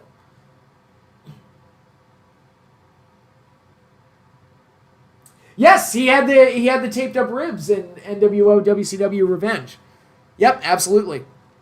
But yeah, the main event is the only bad part, the only real bad part in what is otherwise like a really, really good show, bolstered by two really, really good matches. So, WCW Halloween Havoc 97 gets a big thumbs up for me.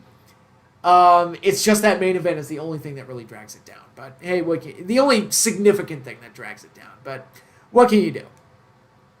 Everything else on the show is either inoffensive or really, really, really flipping good. So, Yeah, there's plenty to enjoy on this show. And now we're getting into November 97, World War III, the pay-per-view that nobody likes. Because the World War III concept was the 3-ring battle royal, which, again, 60-man battle royal. It looked cool. Like, the setup of it looked really cool. It's just that a 60-man battle royal, it gets a little monotonous after a while. Like, battle royals, where it's like you put 20 guys into a ring, and it's like, okay, but it's like, it fills out pretty quickly. So, it has a bit of a faster pace, but when you have 60 guys spread out over 3 rings, it's hard to pay attention to everything. It's difficult to shoot and produce, I'm sure. And the whole thing just kind of drags. Like, I'm looking at this, like, this particular one was almost half an hour long of a standard battle royal. That's just annoying to me. But it's, again, it's a cool visual and it's an interesting idea, but the match itself was just never that interesting. And it didn't help that, I guess this was supposed to be their version of the Royal Rumble, but because the winner would get a world title shot, except for the first one where the winner would become the champion. That's how Randy Savage won his first WCW title. But, you know, the whole, like, the winner gets a title shot thing, it hardly ever held weight because the Giant didn't win the world title after winning World War III. Scott Hall didn't win. He would win this year's show. He didn't win the world title. And yeah, he did get his title shot, but he didn't get it on pay-per-view. He faced Sting on TV. And, but he ultimately didn't defeat Sting. And then 98, it was Kevin Nash who did win in that whole fiasco with Starrcade 98 and then the Finger Poke of Doom. So I would choose to block some of that stuff out. So, you know, it just never really caught on the same way the Royal Rumble did or any other big concept like War Games did. It was just kind of an awkward thing that they would do. And looking at the undercard, we've got few solid matches, but mostly forgettable. Nothing really worth going out of your way to see. We've got the Faces of Fear taking on Glacier and Ernest Miller, getting the win. It was fine, I guess. It was just basically Glacier and Ernest Miller trading Wrath and Mortis for the Faces of Fear. I get Perry Saturn successfully defending the TV title against Disco Inferno, winning by submission with the Rings of Saturn. Perry Saturn was just getting his feet wet, and he's a guy who I thought was a very underrated worker and one that I enjoyed watching, but he wasn't quite there yet. Yuji Nagata facing Ultimo Dragon in what was a pretty solid match. You got the Steiner brothers defending the tag titles, which they had recently won from the Outsiders. Taking on the Blue Bloods, Lord Steven Regal and Squire David Taylor. Nobody thought the Blue Bloods were going to beat the Steiners. They did not. And this is also when the Steiner brothers had Ted DiBiase as their manager, which is a very often forgotten and interesting run for the former $1 Million Man, Ted DiBiase, doing a face turn and working with the Steiners. It was very interesting, but he was kind of like the guy that was in the NWO and on the inside, and he knows them inside and out. So I guess it kind of made sense to have him as a resource to help them overcome the Outsiders. But this match itself was not remarkably interesting. And we get Raven's WCW pay-per-view debut as he faces Scotty Riggs in a Ravens Rules match. And this would become a fairly regular thing for Raven, the Ravens Rules match. And he had a lot of hype coming in with the way they had set him up on TV sitting in the crowd. We get his pay-per-view debut right here, and it is pretty fun to see. Probably the coolest thing on the show, if I had to say. We've got Steve McMichael once again taking on Alex Wright. This time Steve McMichael, Mongo getting the win. This is when Mongo was being set up to face Goldberg at Starrcade 97, which would be Goldberg's pay-per-view debut. Match itself, whatever, not that interesting. Then we got Eddie Guerrero facing Rey Mysterio for this Cruiserweight title in a rematch from the previous show that I talked about. And the match was good. It was nowhere near as good as the Mask versus title match because the stakes were at their highest. It's Rey's mask versus Eddie's title, and now it's just the title on the line. So it feels like a step down from the previous match. So still a solid match, but nowhere near as interesting. And then we got a no disqualification match for the United States title. Kurt Hennig successfully retaining against Ric Flair. Probably the match of the night on this show, with Kurt Hennig once again getting a win over Flair. Again, setting up a steel cage match, which, again, the finish writes itself with Flair shutting the steel cage door on Hennig head to get the win. I mean, the ending to that match writes itself. But Flair would not get his win here, and we would unfortunately not get that Starcade steel cage match, which is very unfortunate because they had a pretty good feud going here. And then, of course, we had the World War III Battle Royal with Scott Hall getting the win, last eliminating the Giant. And the interesting thing about this one was that Hogan was an entrant. Hollywood Hogan was an entrant in the match, even though he was the WCW World Heavyweight Champion at this point. Which is an interesting thing. I've always wondered if WWE should take this for the Royal Rumble, where the champion enters the Rumble to try and make sure that he doesn't have an opponent for WrestleMania so he can keep his title. I've often thought about, like, if that's an idea they could pull for, like, a real, like, shitty... Like, that's something MJF would do. Like, something like that. Like, MJF would be like, I'm the champion. I don't want to defend the belt at WrestleMania. I just enjoy being the champion. And then find some way to, like, finagle his way to win the Royal Rumble to prevent having to do so. And there's also, the Money in the Bank could also be used that way, because I always thought, what if they did something with the Money in the Bank where the champion wins the Money in the Bank? So he's got, like, an insurance policy. So it's like, okay, if I lose, I can do an immediate cash-in. It's like, all right, so if you want to take the title from me, you have to beat me twice. And that's an angle they could do with it, rather than just relying on the shot cash-in. But, you know, they've got ideas. There's potential ideas to kind of make things interesting. I'm just saying.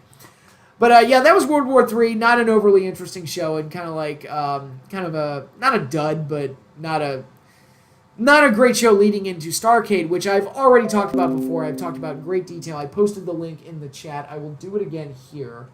Just make sure you see it. I think that's the right one, right? Let's open the link. Make sure I posted the right one. Oh, the link doesn't work. Okay. Let me see if I can fix this. Let's try this again.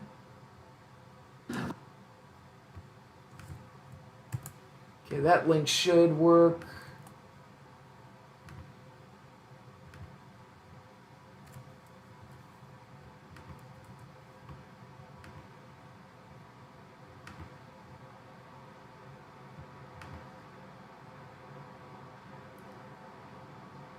That link should work. Can anybody let me know if that link works? Because that's a video I did talking about Starcade 97 in great detail. So I don't feel the need to really go over it again here. The big thing that obviously comes from this show is what happened in the main event, which is unfortunate. And, oh, Brock entered the Rumble in 2020. How do I not remember that? Yeah, because that was the one where he, like, eliminated everybody and got up to, like, number 15. Yeah, I completely forgot about that. But yeah, that was where he got eliminated by Drew McIntyre. I almost said Galloway. It worked. Okay, great. So yeah, that's the video where I went over Starcade 97 in pretty great detail. It's not the worst pay-per-view of all time, but it is like the biggest dropped ball of all time, especially with that main event, with that kooky finish that made no sense. And only hurt Sting in the long run, and kind of rob people of the clean Sting victory that they deserved after all that build-up. They would have a rematch on Nitro the very next night, and then ultimately at Superbrawl 8, where Sting would win outright, but it was still like, the damage had already been done by that point. It was already too late, but was Starcade 97 all bad? Not really. You had Eddie versus Dean Malenko, which was a pretty good match for the Cruiserweight title. You had Diamond Dallas Page winning his first title for the United States Championship from Kurt Hennig. I picked for probably second best match on the show. And you had Larry Zbyszko beating up Eric Bischoff for control of Nitro, which was a nice, good payoff to the long storyline that they had building. So they had some good things on the show, but as I explained in that other video, this was probably the most snake-bit pay-per-view ever, where just everything went wrong. And the card that we ended up getting is not what the card was supposed to look like. We were supposed to get Giant versus Nash. We were supposed to get Flair versus Hennig in a steel cage match. We were supposed to get Raven versus Benoit. We were supposed to get that in a Raven's Rules match, and that match didn't happen. So The whole show was just littered with problems and issues and injuries and all this other stuff. And then you top it all off with that wet fart of a main event that they pulled off, and it was just a bad time. And it is the first major dent in the armor for WCW, and the conclusion to what is otherwise a mostly pretty solid year of pay-per-views for WCW. For a company that was never known for having great pay-per-views, I thought they had some pretty solid shows throughout the year. Not a lot of A's. I think Bash at the Beach is the best one, but they did have a lot of pretty solid, consistent shows throughout. So the pay-per-views in 97 were typically pretty good.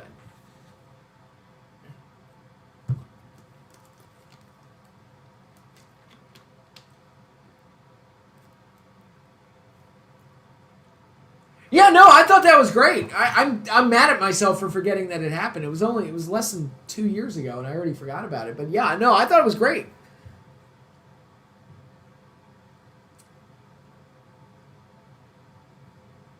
How is it that guys like Hogan and Hunter not know that wrestling is fake? They know it's fake, but they also know they're very pro money, and they want to make money, and they know the best way to make money is to be on top. And the best way to be on top is to make sure that you win, and you're in the public eye a lot. So you get a lot of TV time. So yeah, no, they know full well it's fake. They just they know how to make money, and that's a lot of the driving points. So all right, so that concludes the WCW pay-per-views. I was going to do a bunch of movie reviews, but it is 1:45 in the morning where I am, and I'm getting a little tired. So, I posted the movie review grades in the description, along with a bunch of other things, like the email to send question and answer segments to for the Weekday Warriors of Wrestling. We will answer your questions.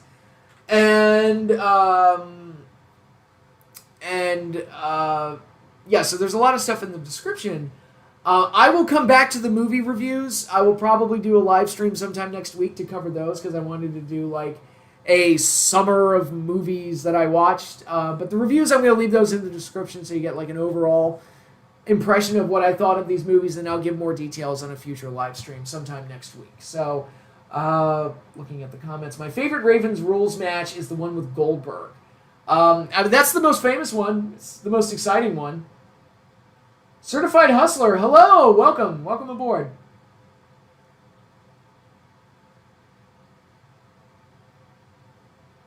I was at the Chase for NWA 73 in the Power this weekend. Best damn time of my life. Yeah, looked like a fun show overall. That main event was lit. I'll give it that.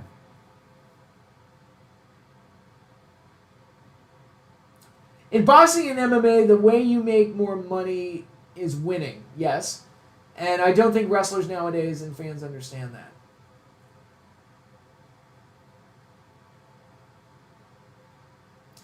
Every Tuesday after Power on NWA official YouTube channel, The Talent and Billy Corgan will live chat with you for 2 hours. Oh, I've had those chats like recommended to me, but I've never actually watched or participated in any of them.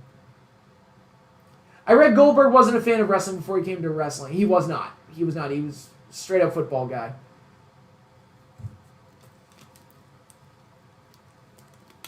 Which sometimes for those guys that don't come in as wrestling fans, like a Goldberg or like an Ultimate Warrior or like a Sable, like sometimes that like non-wrestling perspective ends up benefiting them because they do things that nobody else is doing because everybody else is kind of like a lot of wrestlers are in this like very rigid mindset of how things are supposed to be done, and when you get guys that don't do those things and have different ideas for their characters and their personalities and everything, you get characters like the Ultimate Warrior and Goldberg and Sable, for better or worse.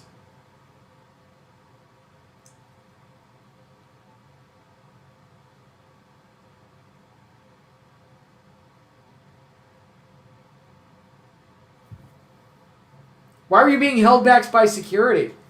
Being rowdy? Or was it just that when Aldous and Trevor were feuding, or when they were fighting through the crowd and stuff, you just kind of like, they were just holding you back for your own protection? It's probably what it was.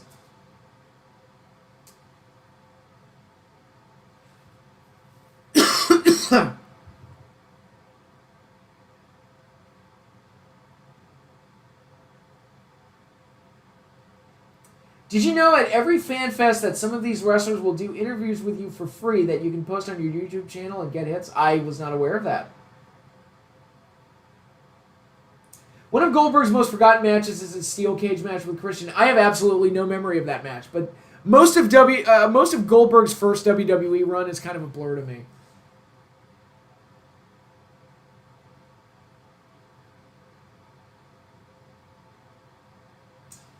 Goldberg, Warrior, and Sable, two absolute legends, and they're right on Sable's chest.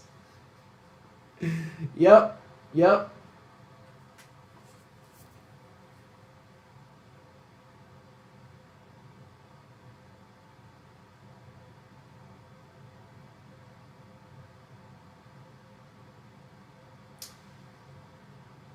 Cool. I mean, I was nowhere near the NWA Fan Fest or anything like that. They haven't come out to the DC area or Maryland or anything like that. So I hated that the Goldberg Scott Hall Stun Gun ladder match wasn't on Goldberg's DVD. I remember that match being good.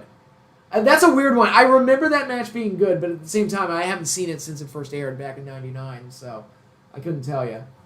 But all right, I think we're gonna wrap up now. I think I've gone long enough. I'm getting sleepy. I need to go to bed. I actually have to be up kind of early in the morning for some of the stuff I'm going to be doing Labor Day weekend. But, yeah, sorry I couldn't get to the movie reviews. I knew I was tackling a lot with this thing, but it's like I can probably do it sometime next week, do a summer of movies thing, and we'll just move on from there. But I have reviewed all the 97 WCW pay-per-views. That's something I've been hyping for at least most of 2021, and it's something I've wanted to do all summer, and I finally knocked that off. So we've got that done. We're all good to go. Thanks again, everybody, for watching. I hope you all have a great night and a great Labor Day weekend. Thank you all for listening to me ramble and bullshit for almost 3 hours. It's been a fun experience.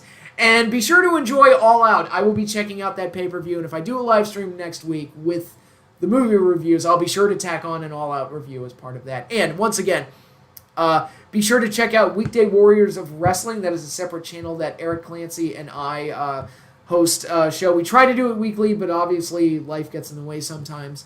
But if you want to submit questions for that show, the email address is in the description down below, so look for that. But that is all I have for you now. Thanks again, everybody, for watching, and I will see you all later.